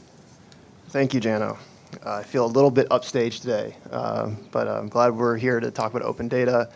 This is something that my team and many of our partners at the MTA have worked very hard on, and so we'll give you an update on where we're at. So my name is Andrew Kuzmienko. I'm the Deputy Chief of MTA Data Analytics. My team's job is to facilitate analytics at the MTA, centralize data, help us understand it ourselves, and we also oversee the MTA's open data program. So as I said, we've made a lot of improvements. The MTA has really moved forward quickly in this area, and so we're really excited to share that progress. I was here last summer, if you recall, and kind of gave our first update on open data to the board, so I can tell you a little bit of where we've come in the years since. So this all started, of course, with Governor Hochul signing the MTA Open Data Act. It'll be 3 years old next month. We've launched a new metrics website a couple years ago. That's what allowed us to skinny down those board books that you guys used to get, and hopefully they're more useful now. All that information was not lost. It was put on open data, and it's on the new metrics site as well. We have a data and analytics blog that gets into details of like how this all comes together and how open data works and how these data sets are calculated. There's an important change I'll talk about in a second to how the metrics site works to increase the transparency of it. And because we're such a fun group, yesterday we really are. We launched the first MTA Open Data Challenge. So this is inviting members of the community, developers, analysts, to use our open data. There's actually enough on there now that's of enough detail for people to do interesting things. I'll show a couple examples of what my team did. We're not eligible to win the prize, but there's a lot of things you can do now with the data, and we encourage people to test it out. Thank you. So I mentioned we change a little bit how the metric site works. This is a subtle thing. The site doesn't look any different. That's it on the right. But the metric site now, as of last month, pulls entirely from open data. Before that, we had a lot of dashboards of the MTA, which we've since taken down, that had a spreadsheet somewhere behind them, and what you saw was all you were going to get on the dashboard. The dashboard now, as I said, pulls from open data. So the open data, the New York State portal, is the source for our information. That is what we need to keep accurate and correct, and my team works hard with all of our partners around the MTA to do that. So the data there in the portal is correct. The dashboard will be correct. Another way of putting that, maybe more dramatically, is that anybody can now make our metric site. The software to do that is available, the data is available. So those metrics you can remake, you can make other ones that you think are more interesting. It really is a step forward in transparency for the MTA. I will not be reading through all of these. Suffice to say, we have a lot of open data sets out there. The list grows as people demonstrate their interest in things, or there's more that we can share. There's actually 134 data sets, not 133, because we just released a more granular bus speed data that I'll be showing an example of in a second. But there are 34 of these just in the last year. And the ones we're adding now are definitely bigger. They're on key topics that people have asked for. They're more granular. So we're adding more. We're also adding kind of better ones that are more useful and of more interest. A few to call out that are particularly big. The first one is a really big milestone for the MTA. I don't know that many public agencies that make their budget data available in a tabular, open format for people to work with other than the MTA. So last April, we released our budget data. So you have data on headcount, our different subsidies and revenues we get, our cost base is all there going back to 2019 pre-COVID. So you can see a baseline of the MTA budget. For the railroads, we got data from our partners at the railroads, Long Island and Metro North, on delays by reason and category, and that goes all the way back to 2010. So you can really see how performance has looked in a granular way. Bus routes, I'll talk about in a second, but what we used to do for bus routes was just give the speed overall for the whole route. So like the length of the route divided by the running time. That doesn't tell you that much because our routes are long. They traverse different parts of the city, heavier areas with more traffic and less. So the average wasn't saying that much. Now we're doing it by segment. So between major stops in different corridors, you can now see what the bus speeds are, which is a lot more useful for someone who wants to understand their route, understand how the city works. And then also the last one, subway origin destination. This is a big one for us, is our only data set, or our first one, that has modeled data. So as you know from riding the subway, we don't collect information when somebody leaves the system, only when they enter. So we don't actually know where every trip ended, but we can model that based on their future behavior, like the next trip where that started. And so that's been very valuable data. A lot of people have been asking for that. So we have this model internally, and so we cleaned it up, aggregated it appropriately, and now that's not an open data. And it has the distinction of being the biggest data set on the New York State portal. Because we're such a big system, when we release data of detailed quality, it's going to be a very big data set. Okay, so this is a kind of a cool visual. If you want to, can you click the video? This is our subway origin destination data, and the blue represents the origin and the orange is the destination. So that's the AM peak as people come into Manhattan from the outer boroughs and upper Manhattan. That's midday, and now that's people going back home. I could watch this all day long. I think there's one more day in here. This is a weekday in June, I believe. This is overnight, not too many people riding. People come back in, you see the orange in Manhattan coming from around, and it basically does it again. And that's people leaving back. This is a visual we made. The key to mention on this is that this tool is called Kepler. It's something you can find online to make a map like this. It's very pretty. The data is, of course, open data, so anybody can use it. My team made this, but again, anybody could make this. We're putting more and more out there, and the tools are available for people to do all sorts of interesting things with data. We have one more example of the bus speeds one. We just go ahead and start this. Green and blue are faster bus speeds. Yellow, orange, and then dark red is very slow. And so you can see this is the AM peak, and Manhattan in particular gets very slow for our buses. When ridership drops in the midday, it stays slow. It doesn't, this is the PM peak, and it doesn't really let up until about 7 o'clock when Manhattan starts to reach faster speeds again. Anyway, so like that's the whole city, but of course if there's a particular community board or you know, particular person who's interested in their bus route or particular segment that they ride, they can dig in as much as they like on this data. It's a very rich data set. I had this slide last time just to show the range of people who use open data. People thought the curious customer one was funny, so we brought the slide back. But we have, this is just to remind folks that we have a lot of different people who use our data. You might have one person in mind, maybe just think of the government oversight groups, or you just think of journalists, but it's a wide range. And if we go to the next slide, because we have a wide range, we have to think of different ways to interact with that group. And so I mentioned we have this data and analytics blog that gets into the details for folks who are more interested in like how the data comes together, how that works. We do lots of external events, and here's a good place to shout out Lisa Fiedler and her team from the data analytics group. They do a lot of work organizing all this data, as well as the rest of the team, in particular doing these outreach events.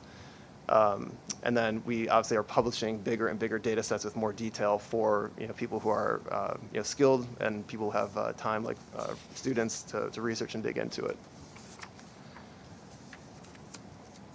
So these are gratifying to see. These are some examples of our data being used recently. There was a New York Times quiz where the answers came from our open data program. Someone did an analysis of our ridership return versus the McKinsey estimates from COVID. reInvent Albany did an article.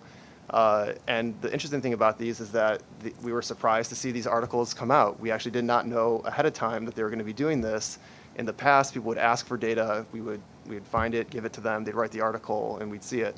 Now we're actually just seeing these articles come out because people can do their own research without having to come to us first, which is kind of a different paradigm in how the MTA interacts with these groups. I'll pause for 1 second before I go on to this next one. There's a random thing I heard while I was sitting here.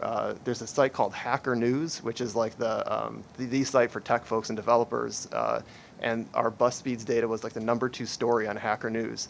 I just checked and it's down to number 14, but it was very surprising to see that we're getting that kind of visibility in like the tech community.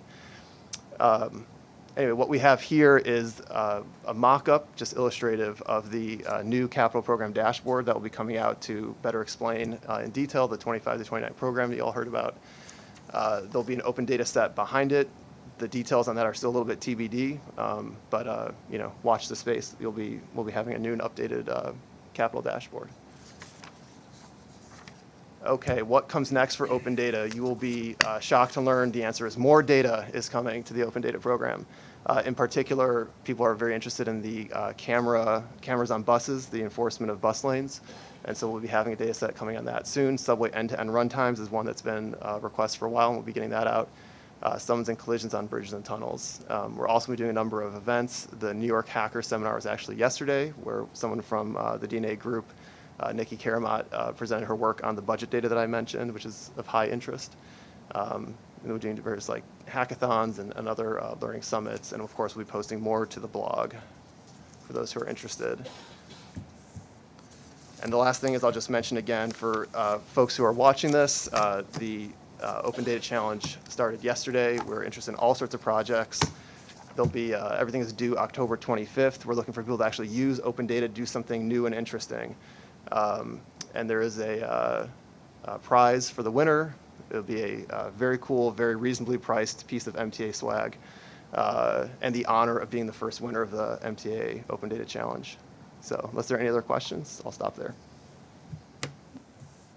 From the board. So sometimes we do presentations that are directed principally at the board, and sometimes we do ones that are for everybody in the public.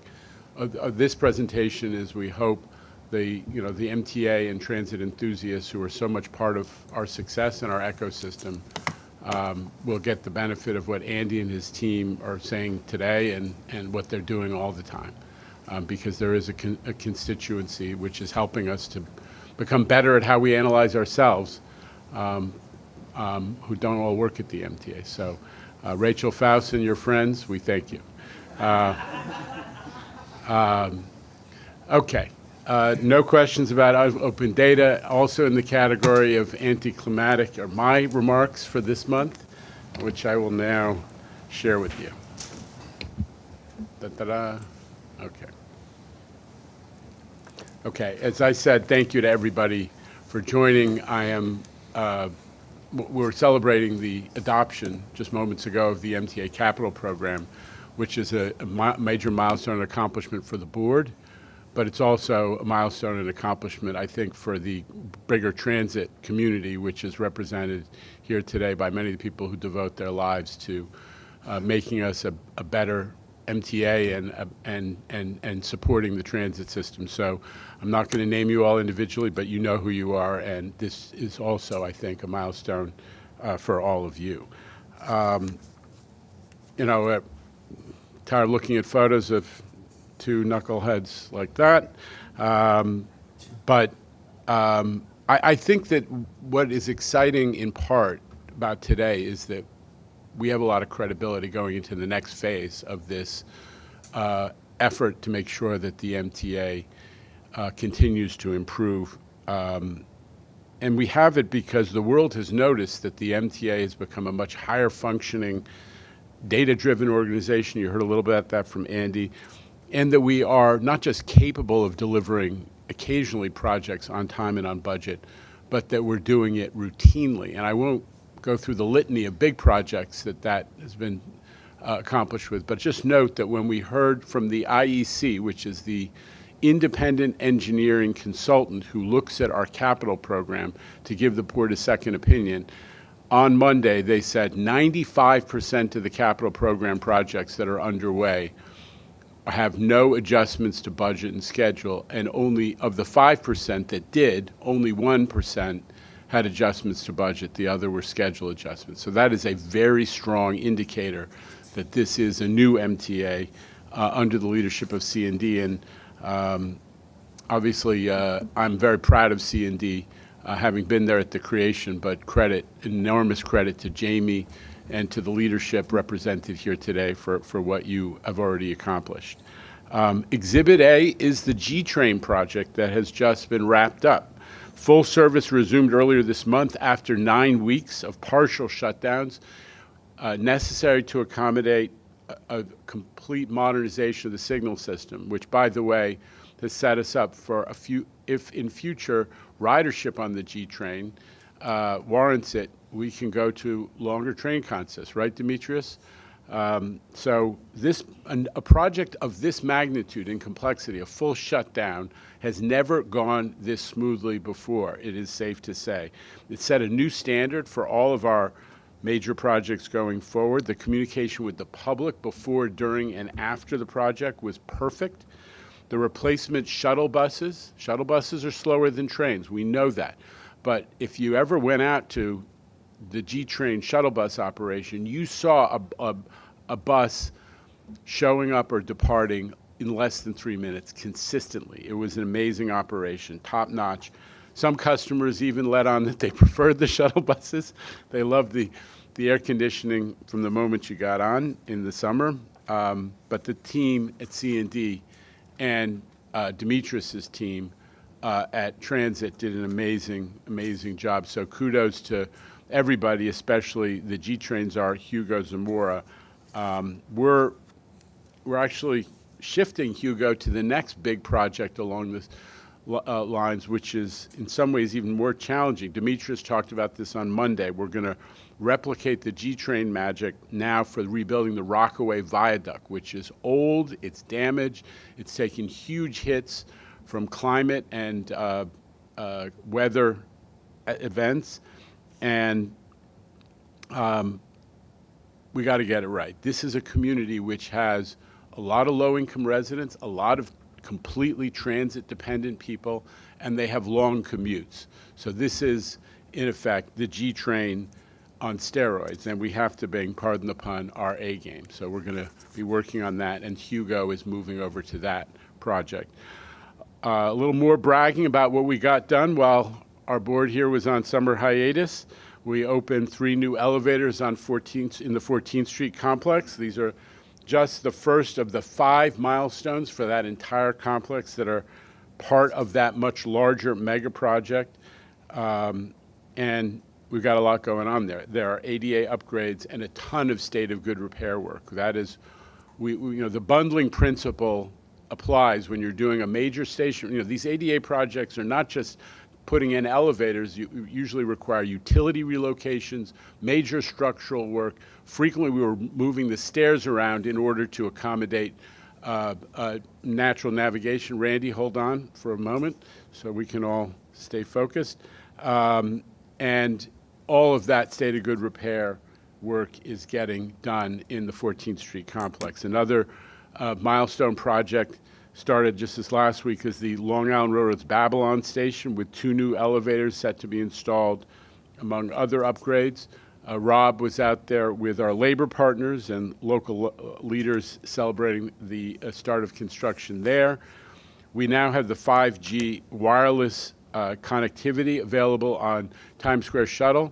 Short ride, but people are pretty happy. People have to sit there for a couple minutes waiting to move. It's it's a 3-minute headway, and people are actually working their phones very happily all through that ride.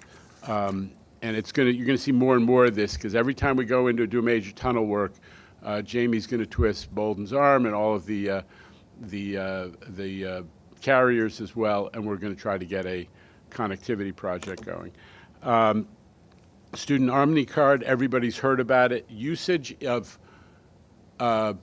cards, Omni this time rather than the old-fashioned Metro card, is up 26% compared to last year.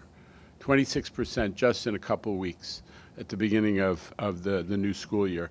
We're up to 475,000+ daily rides. So there's a lot of positive excitement in that space as well. Part of this is we want to have a better system and ultimately transition to every kid having it on his or her phone. But in the meantime, getting people to use Omni is a good thing, and also training these kids to be, MTA customers rather than taking other ways to get into the system. And the open data presentation you just heard, I said again, I think we've become a real leader in this space.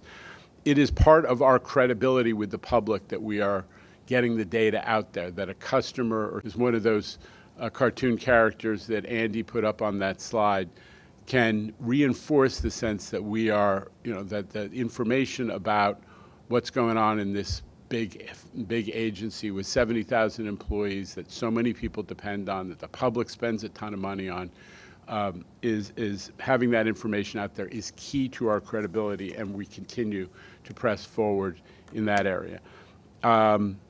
I need this week to compliment the operating agencies on how they're functioning while the UN General Assembly is in town. This is, from a traffic standpoint, this is a tough week in New York. So we have a lot of customers, new customers who maybe don't always use the MTA, who get the message that's out there about don't drive during UN week. We've been reminding them for weeks about that it's the week to use transit. Lo and behold, the Long Island Railroad broke a new ridership, broke a new post-COVID ridership record last week, 280,000 plus customers. Ladies and gentlemen, we're getting up there towards the 300,000 customers, which was the benchmark pre-COVID. The pretty impressive stuff. Kathy and team at Metro North aren't far behind, certainly on a percentage basis, and the service continues to be amazing, 97% on-time performance on average on our commuter railroads. Really a high point. And it's worth highlighting that this week, we went out of our way to highlight for everybody the difference between traveling in an automobile and taking transit during UN week. So yesterday, you may have seen in the press, we had this somewhat staged race. We had our members of our staff take cars versus taking transit from a couple locations. And the number 5 express train took 14 minutes to get from 125th Street in Harlem to Grand Central, and driving took more than 3 times as long. And it was even worse if you were trying to drive from Long Island rather than taking the Long Island Railroad. The railroad, Rob, thank you for I don't know if you knew that we were testing, but that train from Wantagh to Grand Central came in exactly on a minute early at 47 minutes, and the unfortunate soul who drove took 2 hours and over 2.5 hours. It's just a little reminder. Mr. Mack, thank you for your time. No, that was a member of our staff, not a member of our board. And but it's just a little reminder. Like, let's not forget that those are people's lives, and people not having to waste time in sitting in traffic, and our economy. I mean, Sammy Chu was talking about his background as a licensed electrician. If we had licensed electricians sitting in traffic for an extra 2 hours, that costs what? About more than $500. Yeah, it's good for the podcast. So it's real money. It's a drag on our economy. So bear that in mind as we debate how to get around the region. Now, before we move on to other business, I want to welcome a new member of the MTA team. Am I seeing them? Oh. This is someone who's familiar to all of us. Chief Kemper will be retiring from the NYPD effective this Friday and joining the MTA as our new Chief Security Officer. We're all familiar with your work, Chief, as an amazing partner these last couple of years as we brought transit crime down 10% below pre-pandemic levels on your watch. In his new role, Chief Kemper is going to oversee the MTA police. He's going to lead our counterterrorism and cybersecurity efforts, help us to continue working hand in glove with the NYPD, the MTA PD, and all regional law enforcement on making sure that people who do anything to harm transit workers are treated with the full weight of the law. This is an issue of some passion for me personally and Chief Kemper as well. And otherwise, just to help us manage the protection of MTA infrastructure and assets. So please join me in welcoming Chief Kemper to the MTA.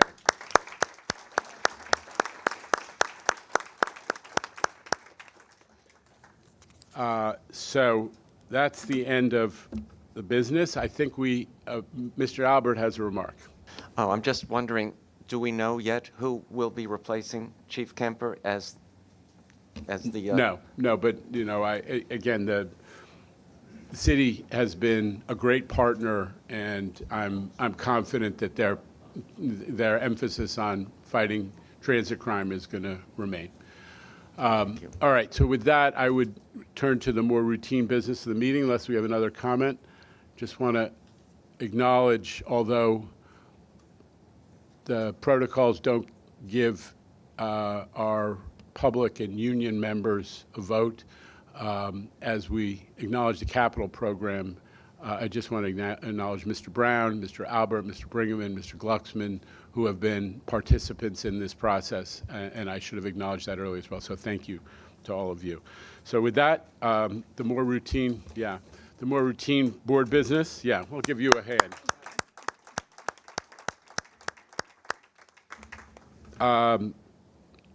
The minutes of the July board meeting and the minutes from each committee have been distributed. Corrections or omissions to be noted? None.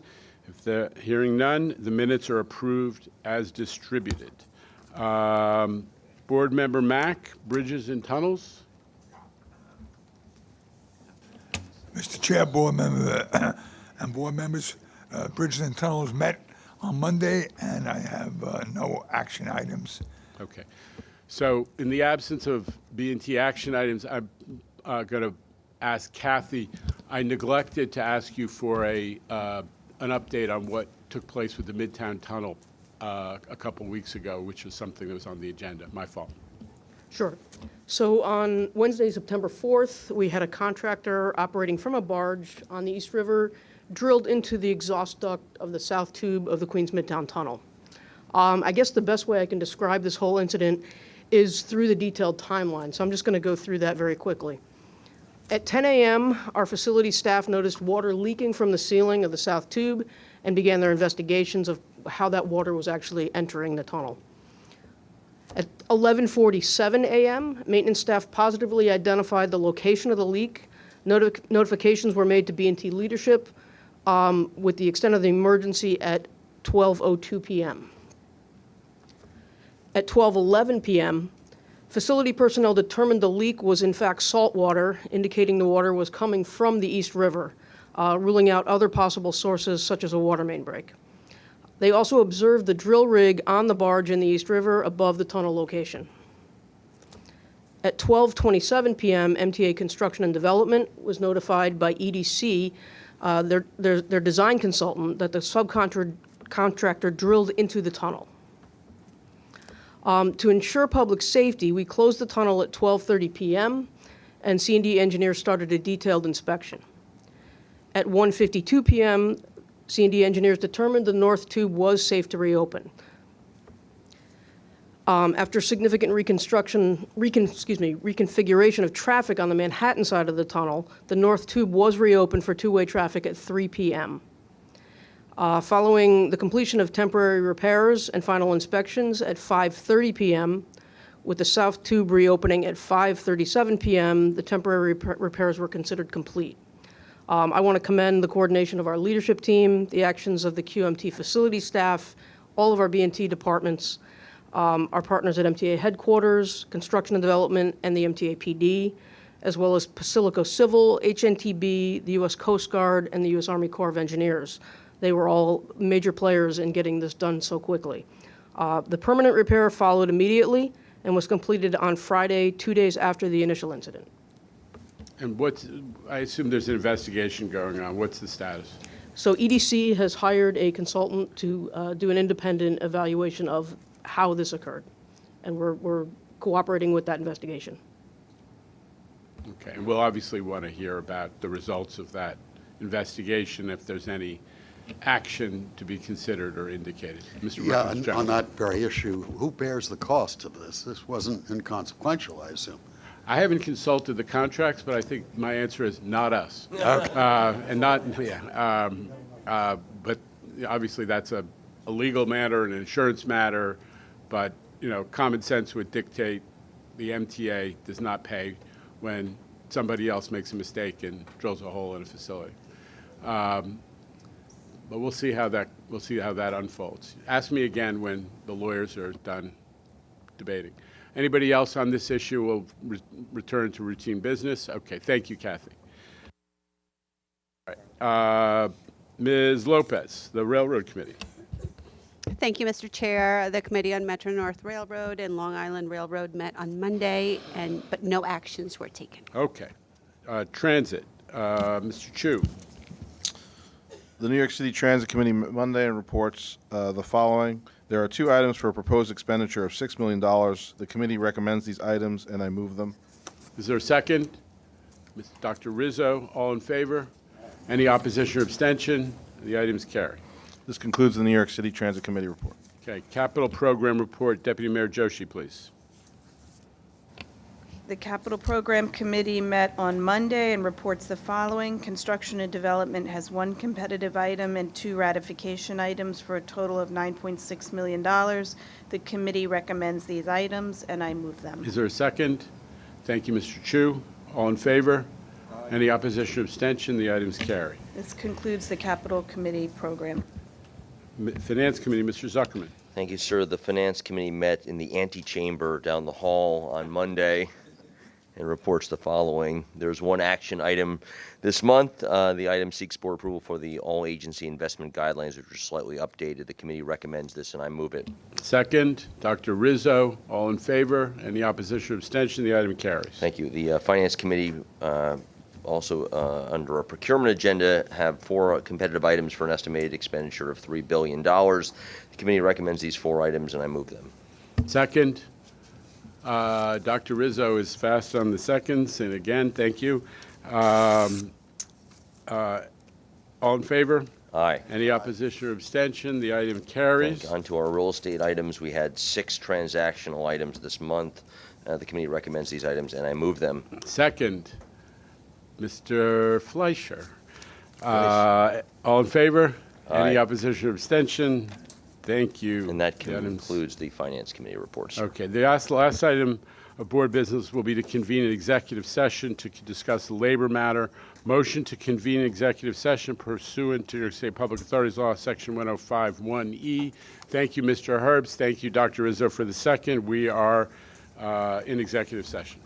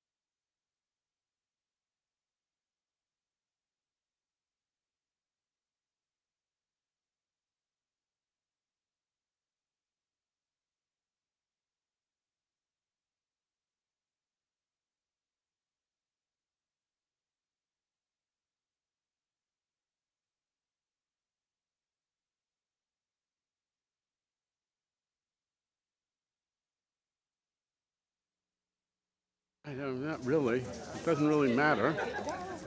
Okay. No, it doesn't.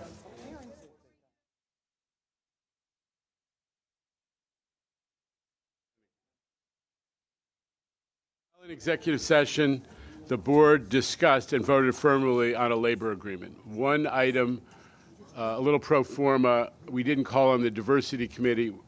Ms. Lopez. Thank you, Mr. Chair. The Diversity Committee met on Monday and no action items were taken. Okay. With that, I'll take a motion to adjourn. Mr. Herbst, thank you. Dr. Rizzo, Mr. Second, thank you. We are in adjournment. Thank you so much.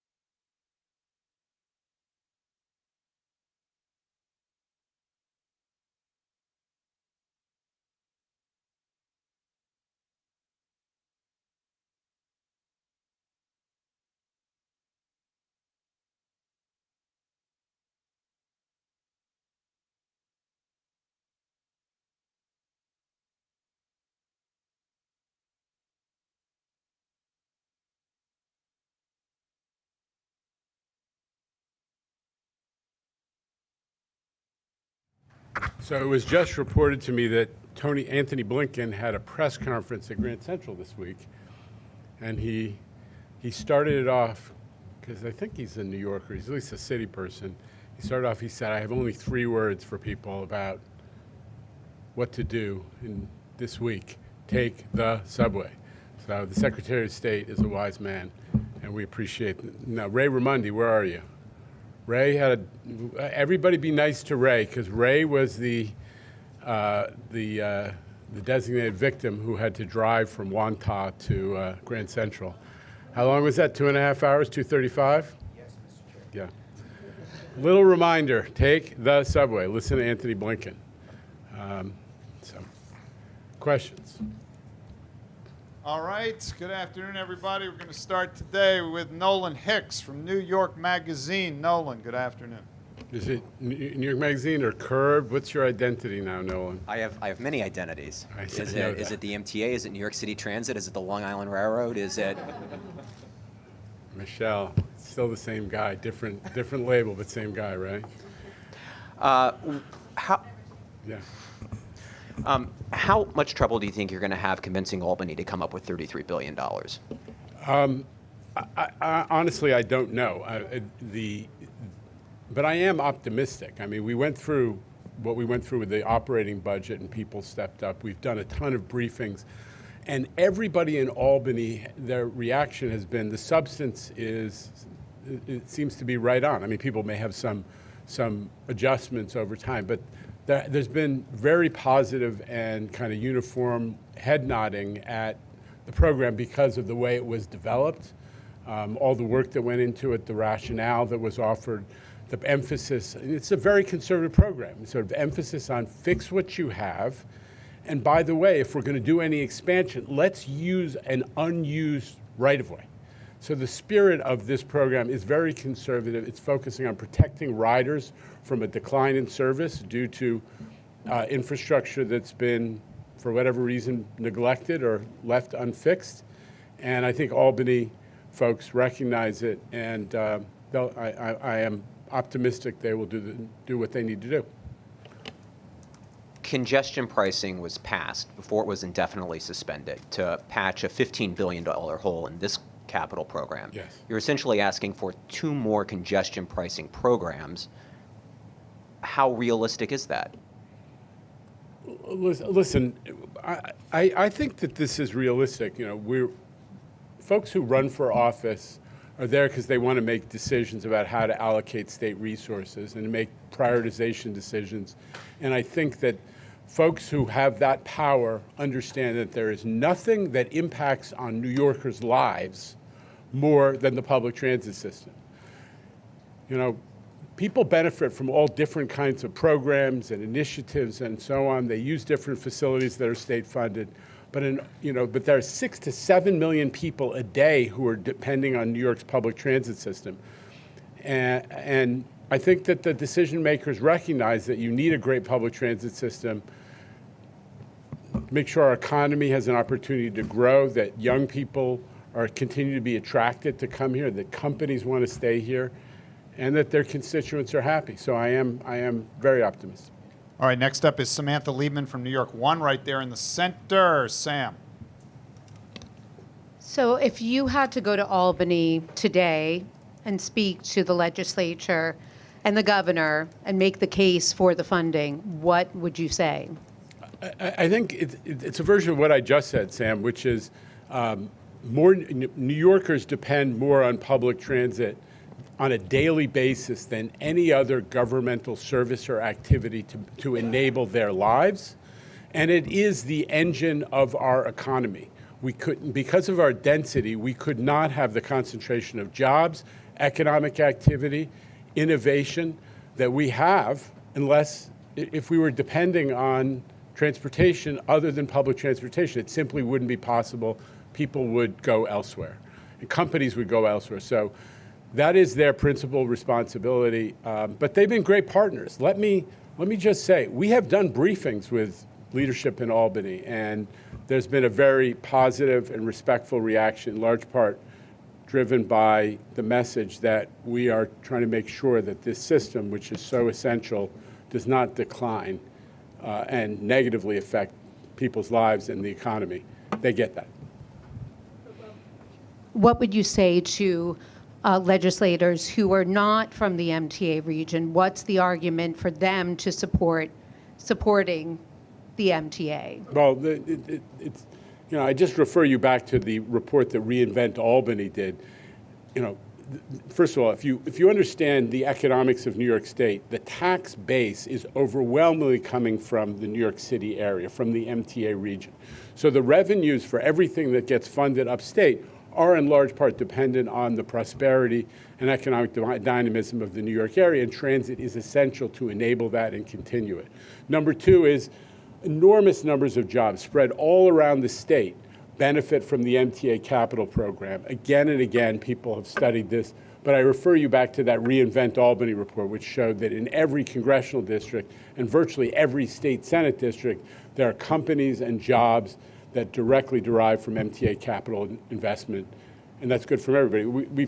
I spent some time in Rochester not long ago with Senator Cooney, who's the new chairman of the Senate Transportation Committee, and he is a huge supporter of the MTA capital program. I think he's actually spoken out on a couple different occasions in favor of MTA capital investment, and so I'm confident we're going to have that upstate support. All right, let's move on to, on the Zoom connection, to Patrick McGeehan of the New York Times. Patrick, fire up your video if you've got it. You're up.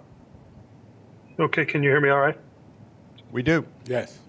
Oh, okay, so I have a few questions about the report on the Midtown Tunnel incident. One, did drivers report the leak to you first? Is that how you first learned of it? Two, how much water got into the tunnel? Three, how did you determine that it was salt water? Did somebody have to taste it?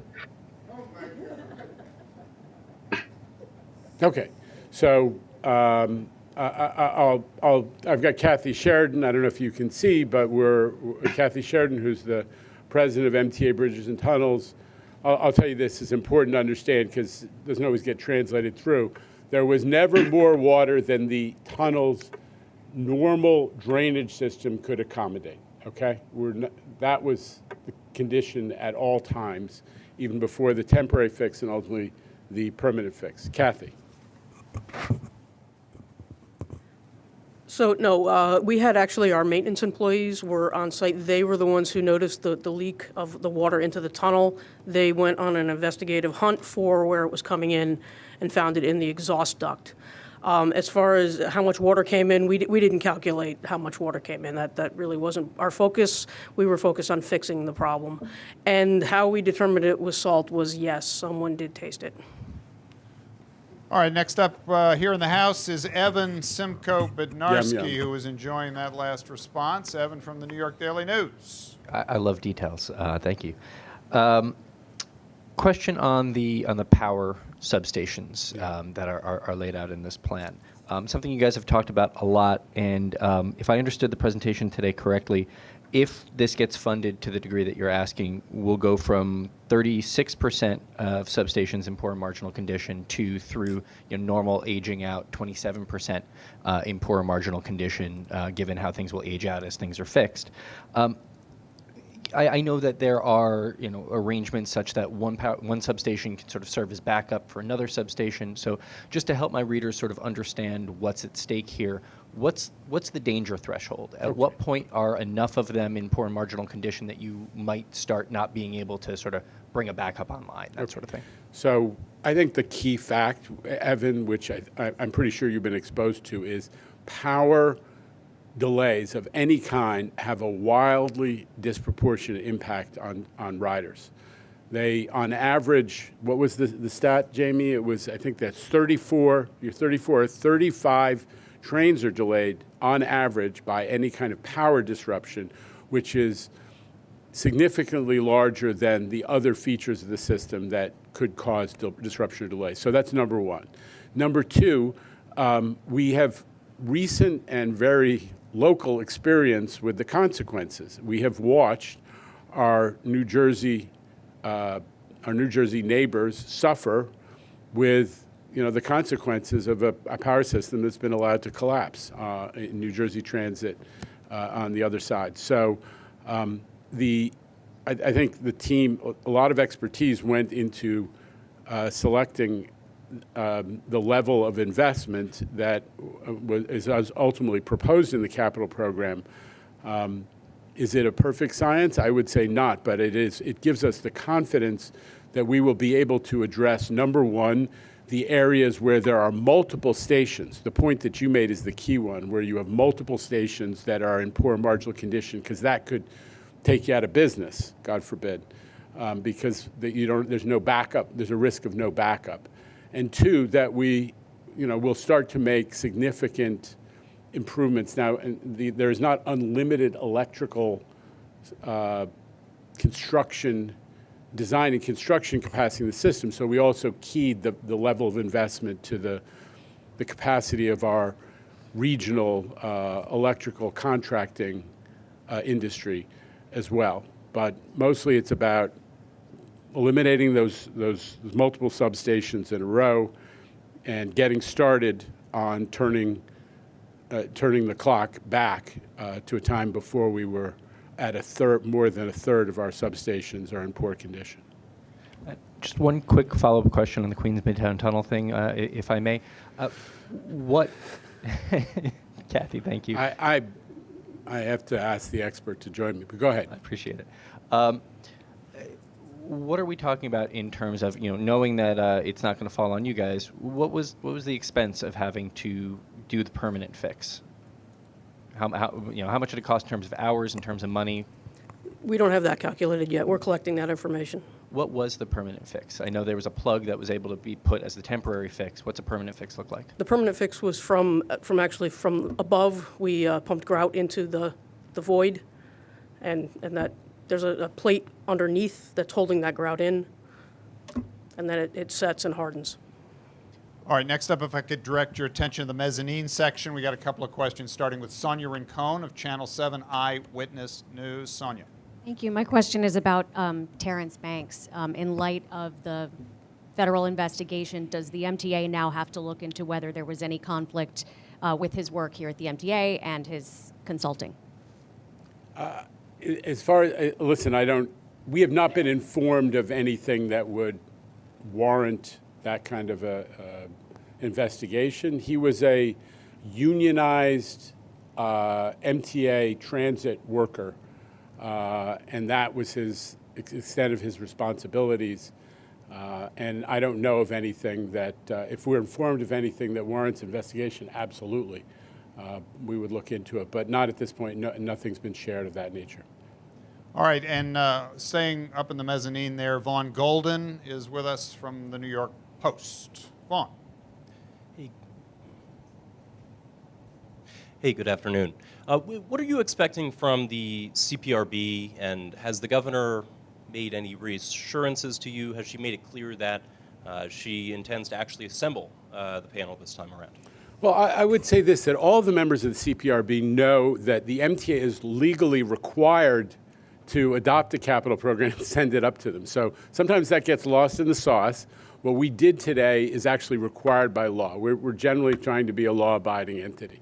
And we've been doing this, the MTA has been adopting these capital programs every 5 years for 40 years now. So none of this is a surprise to anybody. And all of the briefings that we've done with all of the members of the CPRB have, I think, collectively and individually given us the feedback that everybody gets why these are important investments. So there hasn't been specific discussion of how they will figure out the funding, but so far I think there's been a tip of the hat to our team for coming up with something which is very much well-founded, and like your editorial page sometimes says, is focused on preserving the viability and functionality of the existing system so we can deliver for riders every day. All right, and just moving down, but down the level too, Christina Baker from The Bond Buyer is joining us. Christina, this could be your first time joining us after a board meeting, is that right? Yes. Welcome. Welcome. So the presentation said that the MTA can manage a capital plan of this size because the spending is comparable to 2022 spending, but you still have to execute a lot of the current capital plans. So I was wondering if, assuming we figure out the congestion pricing budget gap, do you have like a plan in place for how you would juggle both of those capital projects, and also whether that would strain the MTA's capacity? It's a good question. So one we studied a lot as we prepared this capital program.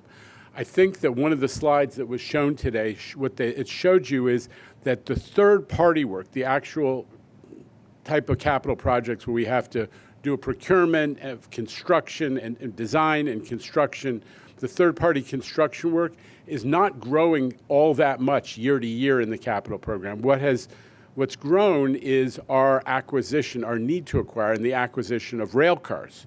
Very different undertaking that we don't think will strain either the MTA's capacity to manage projects, to do procurement or to manage projects, or the capacity of the construction industry. So that gave us confidence that because the third-party work is kind of growing at a moderate level, gave us confidence that we were taking on a program that could accommodate not only this new work, but the remaining work from the current MTA capital program. Is that making sense, Christina? Okay. But you should look at that one slide, because that was meant to communicate on this issue. All right, back to Zoom, where Jose Martinez of the city is standing by from the Upper West Side observation post, it looks like. Jose, good afternoon. Good afternoon, everyone. Jano, back in March, when the board signed off on the congestion pricing plan, the latest iteration of it, at least, you were asked how you plan to celebrate, and you said with the usual tray of OK sandwiches. So if and when... That's kind of the MTA way. There's no quality catering to speak of. So if and when the funding is found for not only this plan, the current plan, but the next one, how do you celebrate that, given what's at stake? Listen, today, kidding aside, today was a big day. We've been planning for this moment for a couple of years now. There's a ton of work that went into the 20-year needs assessment. You saw it, Jose. You know this, that the stack of paper represented hours and hours of work by professionals trying to figure out where the issues were in our system and how to prioritize fixing what. Then we did the climate change action plan that really laid out why there is a new challenge that must be addressed in the MTA capital program, which is, there's a tick-tock. We cannot ignore this anymore. And we adopted a plan which got universal approval from our board and got very, very positive reaction from, the knowledgeable stakeholders and commentators. And so, there is cause for celebration. And I gave a Me Too era appropriate hug to Frederica Cuenca, who runs MTA planning, because she came and started working with me when I was in Jamie's seat down at MTAC to get ready for that we would have I'm going to go on for just a second, where we have an enterprise asset management system where you're actually looking at all the components so you would know which components were in what kind of shape, which were most critical to service, that we would have a capital program that was built on data. And I gave a hug to Tim Mulligan because, unless we'd done that JP Morgan Chase analysis and got all the validation from the controller and other knowledgeable entities. You heard from the Citizens Budget Commission, which usually, tells us to be more conservative. They praised our program, and it's right in the middle of what they said it ought to be. So all that validation that went on was also a lot of work. So there's a lot of celebration today. We understand that the program's got to be, go through the Albany process, but this was an important milestone. So how will I celebrate next week? I suspect this is all just a cue for a Don Pepe's reference, and I refuse to deliver. Goodbye. And with that, we are joined by Streets Blog's own Dave Cologne right here in person. Dave. What happened to the Mets last night, Dave? Come on, man. I don't take low blows at you guys. Actually. All of my things that I say that are mean are fair. I had a couple of you did just mention the CBC and their feelings on the capital plan, but they are saying that it should be smaller, and they had previously said that you are straining the capacity of both the MTA and vendors. And I know that you just mentioned the chart with Tim Mulligan to Christina, but I guess I would say, what do you know that they don't? Because they've now really been banging this drum, and about how you can't do $19 billion a year with the overhang, and you are just gonna you should shrink the plan. Listen, we're having a glass half full, glass half empty moment, because I would look at their statement, given the history of how the CBC reacts to MTA capital plans and spending, as very much a positive commentary. But with that said, we're comfortable because, as I said, that the spending, the trajectory of spending, what we're saying is it really differentiates between our capacity to manage third-party work, procurement, construction, project management, and so on, as opposed to what is a significant new challenge, but very different set of expertises and staff work and processes, which is growing how many rail cars we are acquiring. That's where a lot of the extra money is going. It's overdue. We got to deal with it. And I'm not prepared to say, because it's also a dollar amount, it's the same as managing a construction job. It's not. It's a job for a very different set of professionals, and we're confident we can step up to make those purchases and do those acquisitions. And then in terms of this funding hole that the capital plan has, previously New York Focus has done a decent amount of reporting on the way that New York State uses its flexible funds for highway spending, that we don't flex too much of it to transit. You've talked a lot about the MTA and how public transit is a big fighter of climate change, and the reason that we are able to kind of maybe survive it around here a little bit better.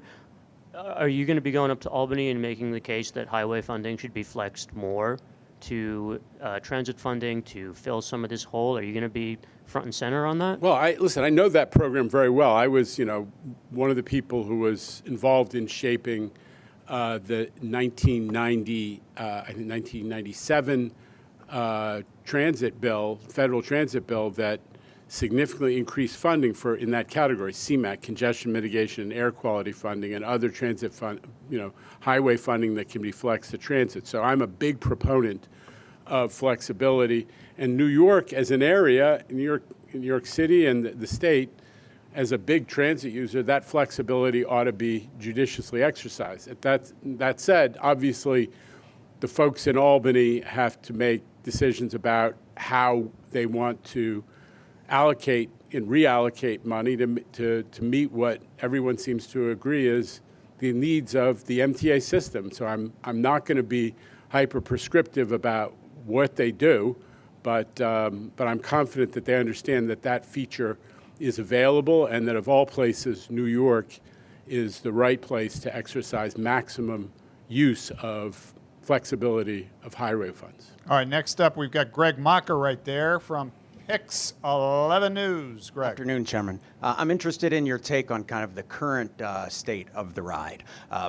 People may be seeing longer waits on the weekends, more crowded, or more maybe delays. Where is this data coming from, Greg? I'm just saying there's a feeling, there's some countdown No, clocks. we're in the data. Remember the open data today? I apologize for interrupting you, but in this forum where we just presented open data, where we put out, for this precise meeting, we put out an MTA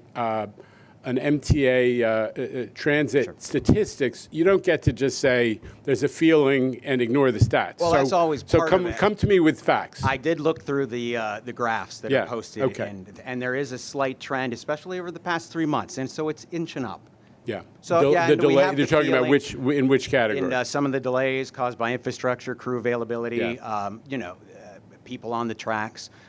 I'm just kind of wanted to refocus it. A lot of this has been looking forward 20 years and about the capital plan, things to come, when there is some frustration. And frustration can be based on how people feel, but the MTA's own data does show there just a trend over the past few months and even over this year of kind of an uptick on those delays, on wait times. Okay. Kind of what's your take on that? What's being done? What's your take on the ride right now? So I'm not going to deliver for Jose by saying it's a fair question, but I will say, but I'll say this, which is every day I'm looking at service. Every day, at least twice a day. And we are passionate about the fact that we have, over time, I'm not talking about on individual months, but over time we've achieved the best subway service in over a decade, and we aim to keep it that way. You're not wrong that we are facing more of what we call the external impacts, and that's police activity, people on the tracks, God forbid, which is mostly people doing it themselves, like going down to get something, or God forbid, or just people who have mental health issues and put themselves in harm's way there. So we're very mindful of that condition. It's one of the reasons that we have emphasized mental health. The mental health program, SCOUT, which I know you've heard about, is we want to get the people who are so seriously mentally ill that they might put themselves on the tracks. Terrible for them, God knows, but also bad for service. So we're every day looking at the different factors that can and do negatively impact service and taking action to push back on them. And we're going to keep doing that every day because it's all about the rider experience. You're right about one thing, which is we got to protect the rider experience, make sure people feel it's on time and it's reliable. Standing by on Zoom reliably is Anna Lay of the New York Times. Anna. Hi, thanks so much. Jana, I wanted to ask about congestion pricing lawsuits. On Friday, supporters of congestion pricing are going to ask a court to declare that the governor's pause was illegal. And I'm wondering how you feel about that. And if they're successful, would the MTA immediately implement congestion pricing? More broadly, I also wanted to ask you about the fact that there are a lot of lawsuits right now on congestion pricing, but the program obviously has been in limbo for some time now. So I'm curious to know how you're feeling about the program's prospects in court, and whether you have concerns about the amount of money and the resources that are being spent to litigate what really feels like a moot issue right now, given that the governor has been very reluctant to move forward with it. Okay, a lot of different questions in there. I'll say this about the litigation that is going to oral argument on Friday.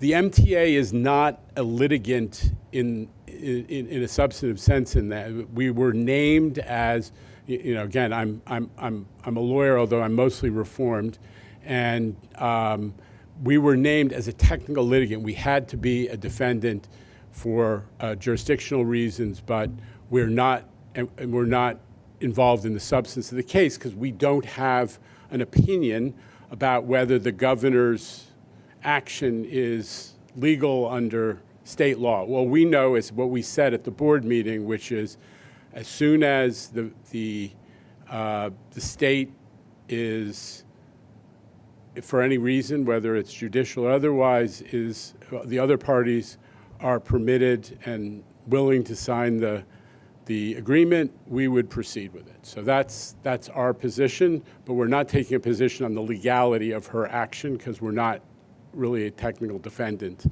We're not a substantive defendant in that case. The other questions that you raised, I'm going to ask you to rephrase them because they're going a couple different directions. Would you give that to me again? Yeah, I'm curious to know, how are you feeling about the program's prospects in court, and whether the program will be successful in, convincing judges that it can move forward? And do you have any concerns about the resources that are being spent by the MTA, not in all of the cases, but in some of them, to litigate this case, especially given that the government has been reluctant to move forward? I would just say this broadly. I would wish that, everybody would be concerned about the MTA spending money on lawyers we get sued hundreds and hundreds of times every year for all kinds of stuff, some of which I don't think should be put on our backs. The fact that the MTA, if somebody does something wrong in the subway system and somebody else is harmed, but if the MTA can be found 1% responsible, we get on the hook for an entire judgment. That makes no sense to me. It's a feature of state law. That's where we spend money on lawyers.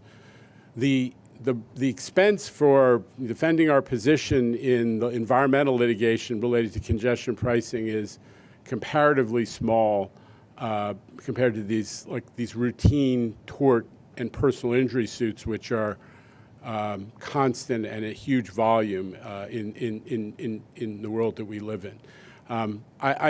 If your question is about the Article 78 litigation that's going forward on Friday, I don't have a position on it, and I don't really have an opinion because, like I said, we're not a defendant in a meaningful sense. If you're asking about the remaining litigation about the environmental process that the MTA went through in order to, before the feds approved the congestion pricing program, I have every confidence that that will be successfully defended. And I'm sure you're familiar with Judge Lyman's opinion in the Southern District, which was pretty comprehensive and dispositive of every issue as far as we could tell. Obviously, there are other cases out there in other jurisdictions that take up some of the same issues. But we hope and expect that Judge Lyman's pretty comprehensive handling of all the issues in our favor would carry some weight with the other judges. And here to provide a testimonial on the reliability of Long Island Railroad service is Long Island's own Alfonso Castillo from Newsday. Alfonso.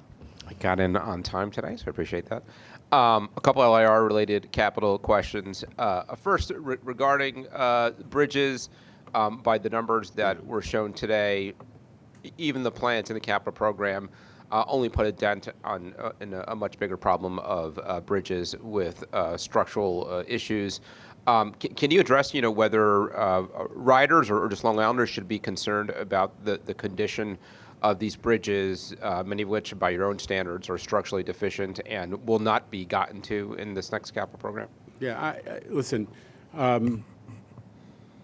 In past capital programs, all anybody in your seat was asking about is what new project or new improvement or new facility could get funded. I think it's gratifying that we are talking about what we have to invest to preserve this great system that's delivering such great service for Long Islanders. And, it's not an accident, and I hope you'll report it, about, we're up to 280,000 on the weekdays sometimes. In the old days, Alfonso, you know all these numbers, we were in the 310, 320 range. We're getting close to pre-COVID. That's really a testament to the success we've had with the railroad and attracting customers back. So I'm very positive about the railroad. Jamie, you're welcome to come up here and comment on it. I would just say that getting everyone to understand that we have to get started with the bridges that are in worse condition is not a message of neglect for the ones that are not at the front of the line. It just means we're being responsible and we're raising consciousness about the fact that we don't have a unlimited amount of time. Concrete and steel, when subjected to water, chemicals, and salt for time, eventually give out. You cannot ignore them. We're starting that work, but we're never going to let anything become a dangerous condition. You know how much we inspect. Jamie. I'll just emphasize that last point that there is first of all, there's a $14 billion investment in the railroads in this no longer proposed approved capital plan, including $600 million investment in Long Island Railroad bridges and structures. Just to be clear, just because we're rating something in a poor and marginal condition doesn't mean it's structurally deficient.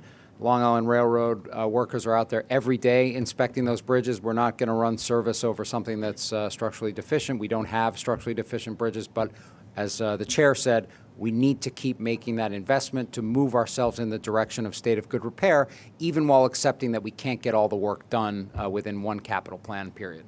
And just, Alfonso, I'll just remind you that a lot of our bridge work, the huge benefits of it is we can raise those bridges so that you don't get bridge strikes by dopey truck drivers who go on roads that they're not supposed to go on with too large loads and then shut down the railroad. We had one of those bridge strikes just last week, didn't we? What?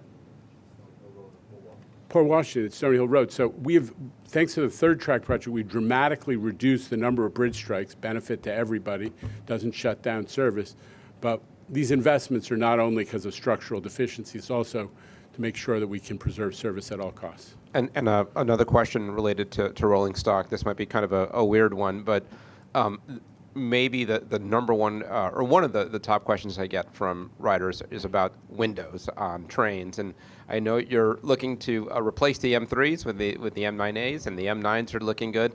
Most of the fleet are these M7s, and especially in the last few years, I've heard complaints about on the south side how you can't see through these windows. They're so kind of muddied up. New Jersey Transit had similar problems, and they just announced a plan to replace something like 500 windows. What, if anything, what's the cause of this issue, and what, if anything, can be done about it? All right. Well, you know, if I were New Jerseyan, I would vote for repairing the power system first, but rather than the view. But here goes. With the M9As, we're looking to return to a glass window. The M7s and the M9s have what's called a polycarbonate window, which was much lighter, and we thought it would hold up better. But as you can see from the south side, the sun on the windows, we've talked to different manufacturers, seeing what we could do to, slow that down or, mediate it. To this point, we're unable to do so. But to replace the existing windows would be an exorbitant amount of money and work, as we have to take the car apart to get to those windows. But with that being said, going forward with the M9As, we're looking to go back to a glass window, which will prevent that, as you can see on the C3 coaches. All right, let's go next door to Steve Nesson from WNYC and The Gothamist. He's here in person today. Steve. Hello, Chair. Given the state of good repair needs that we've all looked at and discussed extensively, the 20-year needs assessment, why devote any money to an expansion project like the IBX, or even moving forward with the next phase of the 2nd Avenue subway? If the trains don't show up for riders, it won't do them much good. And also, it pains me to say this, but also elevators as well, if the subways don't show up on time. Yeah. So, every capital program has different criteria that you factor in. And the number one that you've heard from us is preserve the existing system. You've heard from us again and again, we've got to preserve and protect the riders who depend on the existing system. But that doesn't mean that we completely ignore the realities of the need for equity to serve neighborhoods like East Flatbush and Maspeth that don't have significant rail access, the reality of travel patterns, where are people going to and from for work and for school between Brooklyn and Queens, the principal benefit of the IBX, and the need for people in low-income and working-class neighborhoods to have access to schools and education and jobs and everything else. So, the IBX does really get check marks in every one of those categories, and that is why it figured so high. It was by far the highest rated project on, what do we call that, the comparative evaluation work that you saw. It was all detailed in the 20-year needs assessment. So, Steve, you're not wrong. If we were forced to squeeze down the program, we would look at expansion as maybe something that would have to be re-examined. But in a responsible approach to the city and the region's future, you do want to address those criteria and do want to build projects like the 2nd Avenue subway, which is a fundamental equity project. East Harlem, Central Harlem were promised that facility, 75 plus years ago, when they knocked down the elevated trains on 2nd and 3rd Avenue. We owe it to that community to make good on it. It is the most the most transit-dependent community in New York, and that too is an equity and economic development necessity. Could I just follow up one quick question about the CPRB? Yeah. Last time I checked, I could be wrong, but Mayor Adams appointed himself to that board. Has he shown up to any of the briefings that you talked about? I've spoken to him briefly, and his staff has been extensively briefed, and I'm confident that they have briefed him and other members of the senior team there as well. All right, now Ben Brockfeld is standing by patiently on the Zoom equipment from an undisclosed location, it appears. AM New York's Ben Brockfeld. Ben.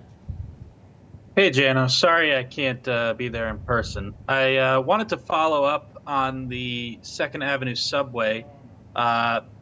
So, obviously, given what's happened with the congestion pricing pause, that work is basically in limbo, and it's not at all in the new capital plan. So, what's the future status of the 2nd Avenue subway, and is it fair to say that it's dead for the foreseeable future?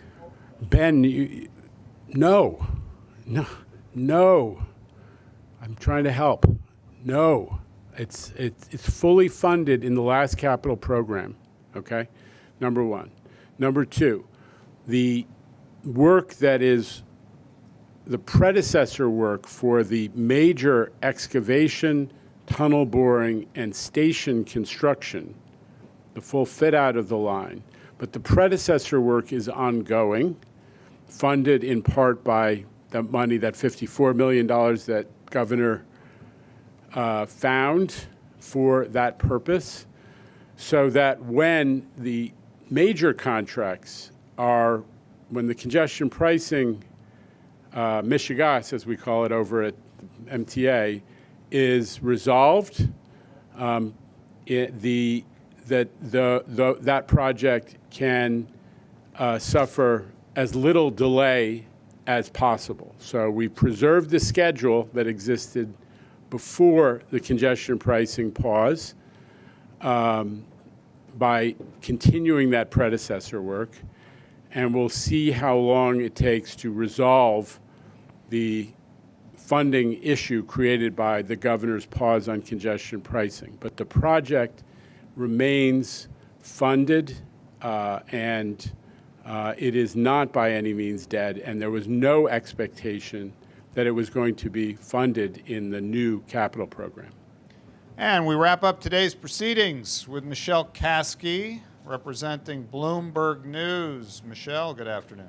Hey, Jano. So on Monday during the Finance Committee, a board member asked Kevin, what's Plan B if this next capital plan doesn't get the full funding that you're looking for? What is Plan B? And if I remember correctly, Kevin talked about how things would need to be scaled back. So for riders, for the plan, what does that mean for the plan? What does that mean for riders if MTA is then working on a scaled back plan? Well, listen, what we offered up is what we think is a responsible but conservative plan to preserve the existing system, first, second, and third, to modernize it so that we achieve the goal of having AD accessibility in compliance with the legal settlement, but moving forward on AD accessibility, that we're continuing the progress to having a modern signaling system that wasn't built when Franklin Roosevelt was the president and that constantly creates delays, and that we're making progress towards zero emissions buses. And so this is a conservative program. If we were forced, for whatever reason, to scale it back, it would, as I said, you would probably have to look first at expansion, because priority one is preserving the existing system. And there isn't, to use the common phrase, there isn't a lot of fat in this. This is the minimum program that we believe was necessary to achieve the goals of protecting the existing system, complying with our accessibility requirements, moving forward towards zero emissions buses, and having a signaling system that wasn't, built for Warren Harding, right? So this is not like a grandiose program. It does include, one, I think, as I said to Steve, essential expansion project, new expansion project, but it's not a grandiose proposal, and that's confirmed by the fact that it is relative to the current capital program, lower than the rate of inflation. It's at the low end of the range that the controller of the state of New York, again, a respected and pretty consistently conservative or careful observer or commentator on the MTA capital program, is below the middle of his range. It's well within the range the CBC has, although they have slightly different mix of priorities. People are saying that this is a conservative, responsible program. So I don't want to. I'm very optimistic because Albany has stepped up again and again in meeting the challenge for the MTA and their constituents. But the answer is I don't think there's a lot of fat to cut. It starts to impact on important investments.